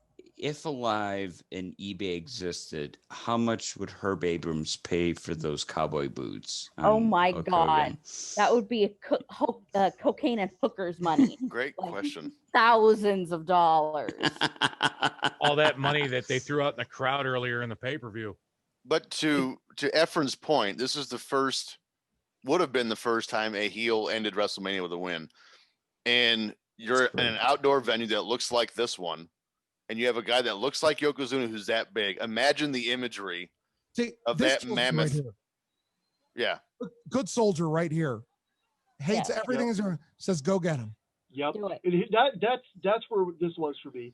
Efren, you asked about how everyone thought. So Brett lost. I was fucking crushed because that's Brett. That's my guy. And, I saw this as, Hogan's going out, Brett's coming in transitional period. That's how I saw it. Everyone kind of had that feeling that Hogan, it's like when Hogan was in a tag match and not the main event, in my mind, it's like, all right, they're going with Brett now. But I'm 11 years old. So it's not like I know the inner workings of wrestling at this point. I just know what the hell's going on the screen. So Brett loses and I am crushed. And then I immediately see Hulk Hogan out there. I'm like, yeah, Hulk Hogan, you fucking tell that rep that Mr. Fuji cheated. What's that? What? You get a title match? Yeah, you take that off that son of a bitch. I don't care who has this. As long as Yoko doesn't have it. That's 11-year-old. Yeah, that's 11-year-old me. And how do you even set that up? You're giving Hogan the title because you don't want Yokozuna to have it yet. Yet Yokozuna beat Bret Hart. He didn't do it clean, but he did beat him. Yet all of a sudden you have like a Money in the Bank style situation. At least that's what we'd call it modern day, where Hogan comes out to avenge the loss. All of a sudden he's champion. Well, I did hear that allowing this match to happen and count and allowing the title change is why President Jack Tunney was impeached. Okay, wait. Did anybody see Macho Man standing up and clapping? And Yes. that to me now turns my narrative on the whole. Did he get punched? Well, he obviously got punched by somebody. Yeah, I've also Macho heard as captain. I will do business always. Like Macho. Macho Man was always the guy that like he's gonna keep strict kayfabe. What happens behind the scenes is That's a right. lot different than what otherwise is happening. Yeah, I guess that. But is this top 10 like low key pops? Because that was hot. There you I go. forgot how loud that was. This what was that horrible UWF show in Florida? Oh God. Beach Blast. Beach Blast. Blackjack Brawl. This is probably one of the worst WrestleManias ever, right? Oh, that's But that I was pop. there. I was there. Just think to say, how cool would it be to say, yeah, I was at Blackjack Brawl. It was horrible. Yeah. This is what Hogan's now won the title 3 times. I've been there for 2 of them. 4. At this point in time, he'd won it 3 times. 3 times, right? Sheik, Macho, and this. Oh, no. Slaughter, Sheik, Slaughter. no. King He won Kong. Sheik, Macho, Slaughter, this. So Yeah. 4 Let's say times. this is the last time he's champion, Right. until he I've been wins there the for 2 of them. That's badass. So that King Kong. is Wait, badass. you saw him be King Kong, right? No. Yeah, but he didn't lose the title. He kept it. That wasn't for the like he Oh, won. He was oh, my bad, champion. my bad, my bad. Dude. Sorry. And just think when Howard says, and no, it wasn't official until Howard said, now it changes every time. That's why And it didn't. that's why your costume was so good. So So- it matters. And that's One why of the for the things that site that I write for, I'm sorry, Matt, the site that I write for, we call it and new. Like we make sure it's and new is capitalized because it's in honor of Howard Finkel. And that's To how me- every champion. It wasn't official until Howard said it. Sure. That's why I love Howard. Like One of the things that I think is the reason that Brett had it becomes so bitter about some of these things, even though he's consummate about doing business. We talk about him as a transitional champion, but he's a transitional champion not just in terms of from Hogan to somebody else. I think he's also a transitional champion in the sense of he goes from there's one top guy, and that is the top guy that gets fed the heel factory, to he becomes from the one top guy era to the locker room era, where you might have 5 top guys that are alternating A, B, C storylines. You have Hart, Austin when he starts leveling up, Undertaker, Michaels, all together in this interwoven story arc. You sort of see it goes bygones of there's one babyface that gets fed everyone. And I think that he thought he was the heir apparent when he got the belt to being what Hogan was going to be. If you read his book, if you watch his documentary, I think that's what he thought. He thought that I'm getting the Hogan spot. And there's no Hogan spot without Hulk. And I think that's perfect. What's funny too is, Brandy, you said Brett was willing to do business every time except Montreal, which isn't true. He told Vince, "I'll drop the belt. I just won't do it to Sean." Next night. And that's not doing business. well, he said, I'll drop to Austin. Listen, he said Austin, he said Mankind, he said Ken Shamrock. Now, that again, you could say that's putting a line in the sand. That's not doing business. Again, I don't mean to keep beating this dead horse.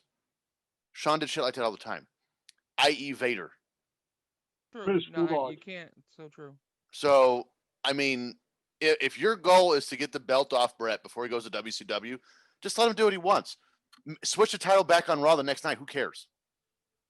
But I mean, to me, that's the biggest mystery of the Bret Hart thing. What is the obsession Like, it has to be HBK next. Why? What's going to happen if it's not? And go look what happened. Bret Hart's going to WCW. His career's in the toilet, and Shawn Michaels is out of the business in 5 months. Now, granted, we didn't see either one of those things coming. You can't predict these things. But, I mean, clearly it was the wrong decision on pretty much every aspect, and now it's become, the Hindenburg of wrestling. Everyone remembers it for all the wrong reasons. Although on the flip side of that, if it hadn't happened, would we have seen the creation of the Mr. McMahon character, which would be the eventual catalyst in the catapultation? That's a good question. Of Steve Austin, and arguably the greatest era of wrestling that we have been able to witness thus far. Matt and I had this conversation one night, and to me, it's the most fascinating to me. Imagine at this Survivor Series 97, let's flip it. Let's say Shawn gets pissy that night in Boston and goes to Nitro, Massachusetts. So now at Survivor Series, you have Bret Hart and HBK's in WCW. Mm-hmm. That shattered my brain. I can't even imagine that. But I do think it would have gone better. Maybe not personally for Shawn, because he would have been back with Nash and Hall, and that's probably not good for him. No. But Bret would have been around Austin, around Owen, around Davey, where he can work with guys he's comfortable with, make new guys, because there were more on the way, The Rock. And it's just, I don't know, that kind of conversation fascinates me. I love those. I'm thinking about that. Shawn, it's been said for years that Shawn and Vince had a special relationship where Vince was really the only guy that just put up with Shawn's shit for some god-awful reason to let him get away with murder. I don't think that Bischoff would have that same dynamic with Shawn, and that Shawn would not have been as big a star in WCW. 2 words, Scott Hall. Depends on whether or not he signs creative control in his contract and favored nation status when he comes over. Mm-hmm. Oh, he can get favored nations. Absolutely. I wouldn't disagree with that. But I don't think he gets either, because you've already got Hogan, Nash, and Hall that you're trying to still make the face of your company at the end of 97. I just don't see, to me, I don't see Michaels getting either one or both of those things, because the only way to properly utilize Shawn Michaels, because he's a main event star, is to either make him your top face or to put him in the NWO. And unless you kick Hogan out of the NWO, that just doesn't work. Oh, he would have gone to NWO for sure. And Hogan would have ended up out. I don't see how that works, because you've got, if we presume Michaels goes to WCW instead of Hart, you've got 3 members of the Clique as members of the NWO, and all 3 of them would have found a way to force Hogan out, creative control or no creative control. All right, Eric, I would say Eric had maybe stuff in common with Bret, Western and the whole history. They actually got along. But the moment he had HBK in his ring, think about that. That's Eric. I mean, it is. Vince said that was a version of him. But to Eric, could you imagine what that ego stroke would have? It would have been like, oh my God. Now, I don't know. Carl. That's how I see it. At least that's how I see it. I don't disagree, but I wonder one more thing. It's at Royal Rumble 98 where Michaels gets hurt, and after WrestleMania, we don't see him again for 4 years. Do we presume, playing this scenario out to the end, that he doesn't actually suffer an injury that bad somewhere Correct. in 98 that sidelines him? Mm-hmm. Yes. But that also means that's not the catalyst for him eventually getting clean. Right. It's a very interesting, but intricate also, system of dominoes here, Carl. That also here's my other question real quick. Would Owen have died? No, because No, that's 'cause what he- I was no. just thinking. Because Brett would not have let Owen be bullied into doing that. The Blue Blazer didn't know that never I don't happened. think he would have ever been the Blue Blazer if Brett doesn't leave, because you never disband the Hart Foundation. Right. Yeah, and that gimmick was like really. And that was so hot. That gimmick was stupid. And Owen would still. What do you I think, wonder- Efren? Everyone's been really quiet in this conversation. I think I've It's a been good one. waiting 28 years for this conversation. Yes. Do it now or off air? Because this might last like 4 hours. The show and rabbit holes do not go together. No, because No, we'll they don't. be here for 6 hours. I have wanted to You hear can't tease it and everyone have it I've off air. wanted to hear everyone else's opinion on what I saw, and have never been able to hear it because I was there by myself. I mean, I'm walking home. I'm walking back to Excalibur with my signs. Now remember, the stupid, big mean personality. I see that camera red zooming in on me from way up where Brandy's TV is. Okay, I see it. What just happened? How was the match, Efren? Mom, Dad, Hulk Hogan. I didn't know Hulk Hogan was there. Well, this and that. What? No, yeah. You just said it all. So do you, Efren, let me ask you this. I wrote this, I took real exception to, I'm not going to mention the episode name nor where it came from, but it dealt with Shawn Michaels 97-98. I'm just going to read an excerpt. Brett ? Well, you're not going to top the submission match. Plus, if you stay and work something out with VKM, is your brother and brother-in-law still alive? ? Yeah, that's a low blow take. I get that. Unpopular, but thought-provoking. Let's say Brett stays and Davey is still smoking meth. I'm sorry. I mean, training at NXT, sober. Owen is happily alive and an HOFer. It seems like Brett picked up a Goosebumps choose your own ending novel and was like, go to page 147 for a huge contract, loss of family members, and eternal negativity. Okay, we all don't have a crystal ball, and I don't fault Brett for leaving, but just an interesting way of playing ... What if? Is that too harsh? Too dark? No. This man, up until the day before, thinks he's going to leave the biggest show of the year with the title. And his world's been turned under him by a man who's not even there anymore. And Vince is going back to what's made him money. I respect that. I like to play devil's advocate probably way too much. I looked at that and I just said, what if? Here's another log. Yeah, here's another log in the fire, and this has been brought up a lot during this whole thing.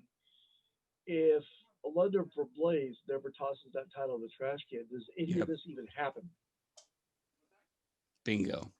Well, again, there's that's the biggest and the most obvious log. It's not the only one.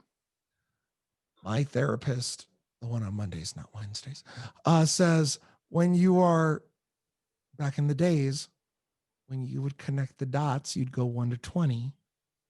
And at spot number 7 or 8, you figure out, hey, this is a moon. But it's not complete until 1 connects to 20 and 2 connects to 17. And you're seeing one of those dots right here, and Alundra here, and Sean and the screw job over here. And it's all making this. It's part of the story, man. It's like a big it's like a big spider web, because the web can't stand without all the pieces and all the framework and everything that ties it together. So without that, you've got big holes. My question about Brett, though, about tying this all back to 9 and sort of his I guess maybe this is hindsight 2020 and just a bitterness thing, but in his documentary, he's angry at Hogan, and he talks about how he's angry at Hogan because Yoko was the nicest guy and he had no problem doing business with Yoko, and Yoko was great. And then Hogan basically screwed Yoko, not necessarily screwed him. Mhm. And then in his book, he blows up Yoko as being like, Yoko got gassed, Yoko blew up, Yoko made me look bad. I would have had no problem with the finish, but we were supposed to have this great match, and then Yoko couldn't hold up his end of the bargain. Like, I thought it was a great match. Does time change that though? Because the documentary is like 97. Sure. The book came out in 2005. Absolutely. Because I've heard a lot of things about It- Yoko's doing it in this era, and blown up's not one of them. Is this the first time we see the bitterness of Brett? Could be. So this is connect the dot 1 of 20 that are about to happen. Well, I'll even say connect the dot 1. Flair in 91 shows up with Big Gold, pisses off the NWA and WCW, which actually fractures their relationship. They're gone 2 years later. And then within 8 months, Brett tries to escape with WCW with a Intercontinental title. and is this perhaps not only just Hogan must pose because business is down, but this is a reprisal for an attempt to run out with the belt? Hmm. And I still think that there's something to the idea that VKM wanted to, like, okay, you can leave and you can make a ton of money and you're allowed. And I actually can't afford your contract because I'd like you to leave, but you're going to do business my way on the way out the door. 100%. It all, I mean, it's such a cop out. And I know that Bruce uses it and Conrad calls him on it, but then Conrad will kind of admit it. All roads at the end of the day lead back to Vince. Mm-hmm. It's hard to get away from that as sort of your go-to consistently and constantly. Can I go 2,000 feet way above? Is it? I find it intriguing that events like 8 and 9, WrestleMania 8 and 9, respectively, and you can name others in there if you want to throw 11. 10 not so much, just because there was a 5-star match in the ladder match. Should have been 2. Yep. But do we not examine those harder because of what could have been or what happened, or because times were tough? I feel like we look at 6 or 5 or 4 through rose-colored glasses and we say, God, man, those are awesome. And we look at 8 and 9 and you could say, oh God, that was but really, isn't that setting up what is to come? Does that make any sense? Did I make that kind of? Yes, but if it doesn't work really after 4, and it doesn't work after 6, and it doesn't work after 8, why would you try it again after 9 when you have what has worked in front of you? Exactly the answer I was looking for. Thank you. I can't blame him. You go to the well that's produced it. Yep. And even though he's a few more years older, he's given you money. He's still the golden Yeah, goose. and Right. That's the thing that people, no matter what their fandom is, this always seems to escape people's minds. At the end of the day, it's a business. Yes, there's fans that need to be entertained, but something bad happens, guess what? They're still going to come back because eventually something good is going to come their way. They're still going to give you their money. And Vince McMahon, at that time when business was down all across the board, had to do something for business. He's about to go to Europe, which is big for Hulk Hogan. Let's put the title on Hogan. Let's go to Europe. I'm going to make bank while I'm there because I've got a Hulk Hogan champion.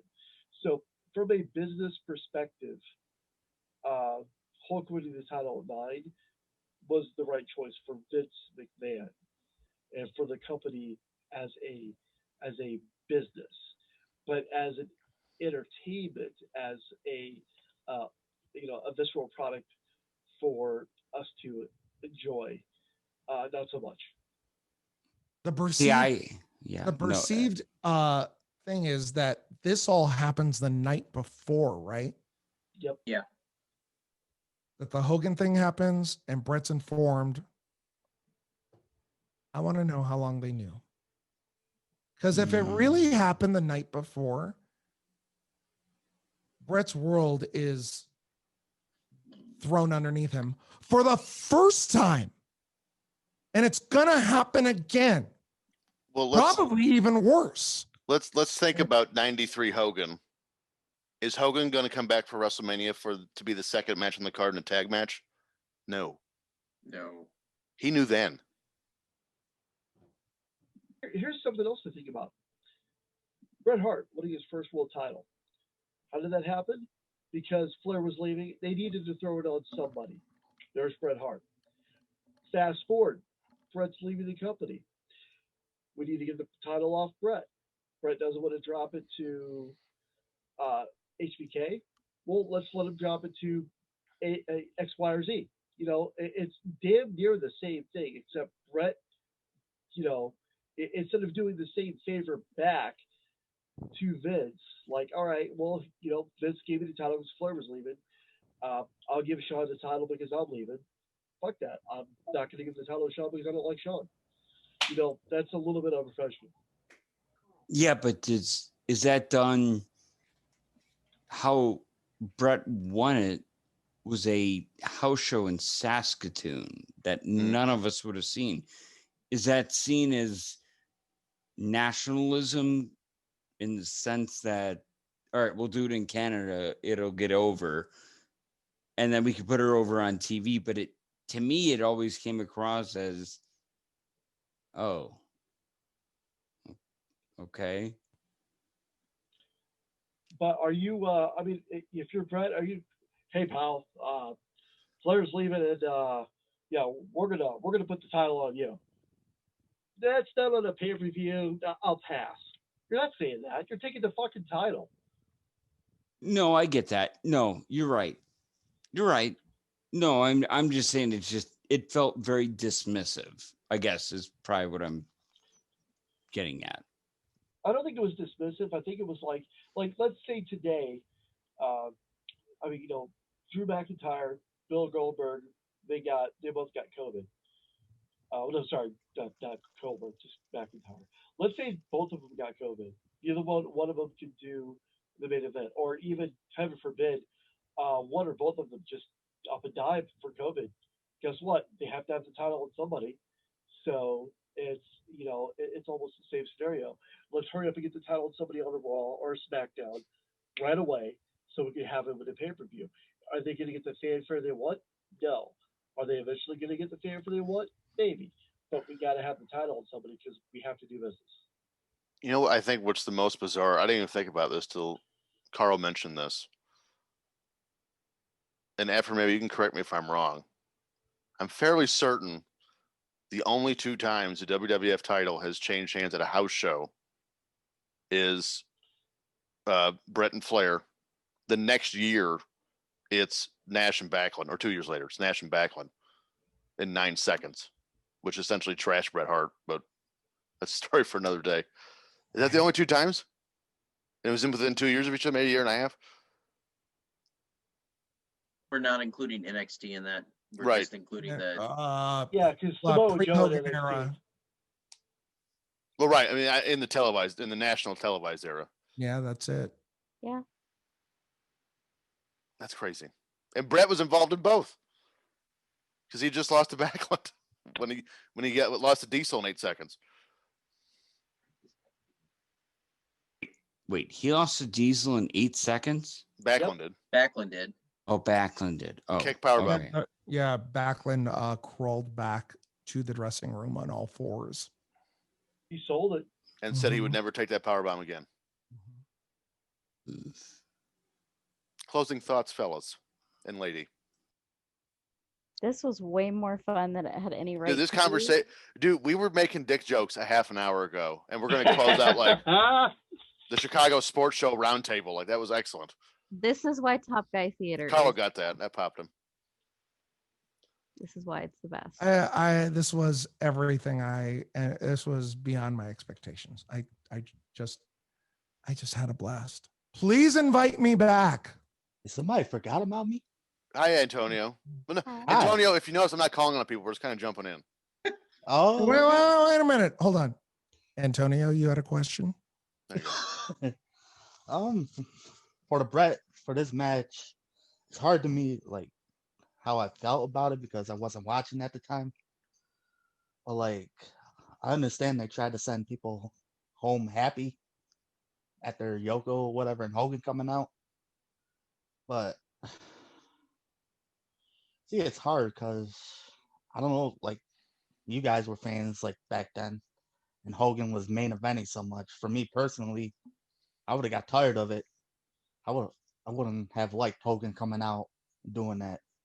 Maybe you would have gave someone else a chance. Well, yes and no, but that was the norm back then. You were used to seeing Hogan be the champion. Well, when was the first time a heel wins WrestleMania to end the show? To end the show, Triple H. Right. We're 7 years away from it. Oh yeah. So we're not even close to even thinking of that happening. Is that preconditioning the audience? Well, it's a babyface not territory. WCW. It is a babyface territory. That is how The it has baby always faces hold the been. belt. The heels are the factory. It's not the heels hold the belt and the faces chase. Just a different way of booking. I don't know if a Starrcade ever ended with the babyface on top. 93. Well, 97. Well, 97. No, listen, no. We're not going to count Starrcade or 93 or 94. The Butcher. Get out of here.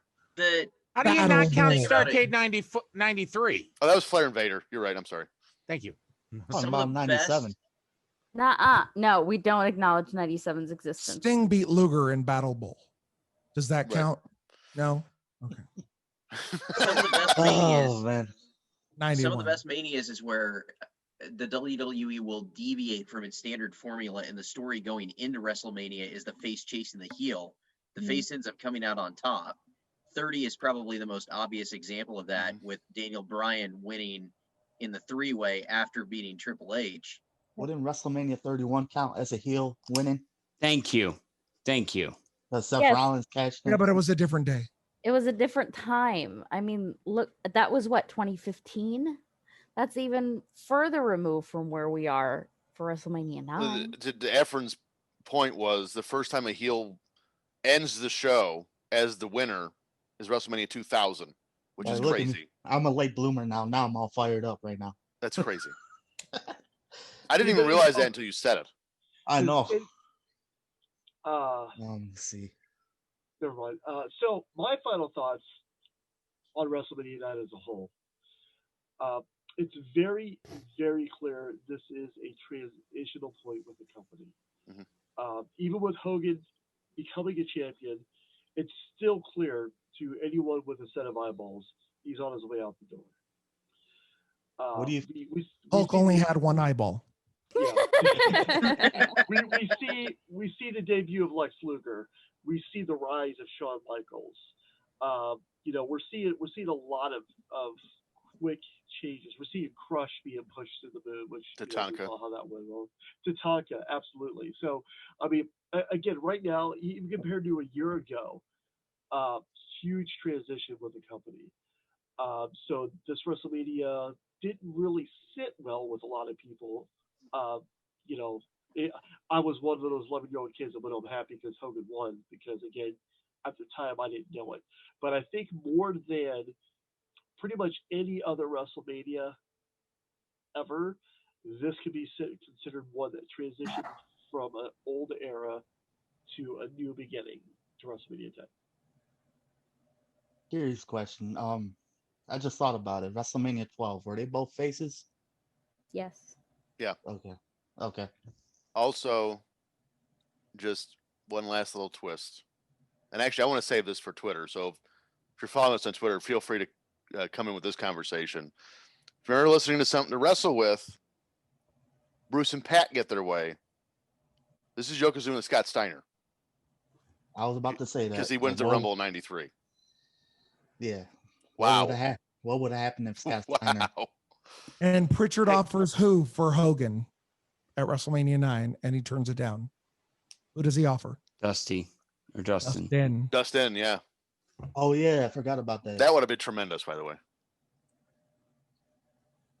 Efren, you're allowed back on the show whenever you want. You just ask. I love you guys. We have to get Rocco on first. That's the deal. This was phenomenal. Thank you so much. I do think that WrestleMania 9 will forever go down as one of the more underrated WrestleManias. I think that if you can get past the Bret Hart loss to Yokozuna, who then immediately loses to Hulk Hogan, overall, to me, there's not a bad match in this pay-per-view, and I'd highly recommend going back and watching it. In the preceding 4 hours, two things have happened, some of which will bore us to tears, some of which I think everybody will find exciting, and I want to close with this. By the time we come back again for another episode of Top Guy Theater, it is my hope the Buffalo Bills will be conference champions on the way to the Super Bowl. God damn. And it is now after midnight on the East Coast. Today is Betty White's 99th birthday. It is. Oh yeah. Happy birthday, Betty White. She'll be celebrating in quarantine, and she plans on going out to feed the ducks. Here's what I learned from this show. Save your money for bigger markers. Yes. All you had to do is ask the signers. I'm Merch. not using those to write on my paper. Save at the pod merch. Like in a real thin marker. Need money for markers. Yeah. Oh, We'll priceless. do jobs for markers. There Yeah. it is, right there. I'll do any job. What kind of job are you talking about? Well, what do you need done? You Well, talking do about doing blank like job. real Yeah, I was job? getting ready to say that. You beat me to it. I was going to say, should have said, we'll do blank job for marker. God, you beat me to it. That's it. Do I need a poncho for this? Yes. Okay. No, you're Pancho fine. Villa! Pancho Villa! You should get a marker with it. so I mean, people for your can- ass, so people- maybe, but I mean, Oh, yeah! Hey, wait, did anybody say love their Cheerio on this episode or no? You You're just the did. first. You just did. So I'll give you my opinion on WrestleMania 9 because nobody wanted to know. I've just been sitting here playing with myself. Well, Why haven't anyway, you? I would have pinned the video if I would have known that. nobody wants. Nobody to see wants that. Efren's trying to see it right now, physically. Me and Frank were left out cold. Me and does Frank were anyone left out else cold. arm Okay, shake so- when we do this, because like I'm not really. Hold on. You two whiny bitches. Let's get something Oh! clear. I said, hey guys, closing Don't thoughts. win. Take this finger. You didn't say And- anything. Take. All your right, well, fing- I'm gonna take give you- this I'm gonna- finger. Did will I'm gonna work give for you- blank markers. Or Like, Will do work blank for jobs blank markers. So I Marker. can pay you however many I want. Oh. So my honest thought, honestly, I did not like that Brett lost the belt. I liked Brett. I mean, at the time, I was a huge Shawn Michaels fan, but he wasn't the main event, so I wanted to get down with whatever the main event was. And the main event was Bret Hart. I was really happy he won the belt. I was really happy he was a champion. At this point in my fandom, was kind of tired of Hogan. So I didn't know a lot about backstage stuff that we all Sure. know now. So I just was like, okay, Hogan's back and he's got the belt. Okay. So, was this my favorite WrestleMania? No, but it brings back a ton of nostalgia for me, and I enjoyed watching with everybody today. And of course, especially with the versatile bottom, if the guy is cute. So it was Maddie's fun. talking to you. So those are my closing thoughts. Honestly, I mean, it was different than everything else we had seen before, right? The first 7 WrestleManias were different Our first 8 were different than this. Outside, biggest toga party. It was fun. It was fun. Well, I think on that note, for myself, Phil Jackson, Matt Levitt, Frank Bruno, Antonio Santos, get off your damn phone, Randy Wagner, Carl Mandick, Henry Evingham. I'm looking at porn. We know. Efren, thank you for coming on, joining us today. You're welcome back anytime. Next week, we got the mystery guest. We're going to watch AEW Dark. And that's it for Top Guy Theater this week. Thanks, everybody. Like and follow Saved by the Pod. Yeah, do that too. Dead markers.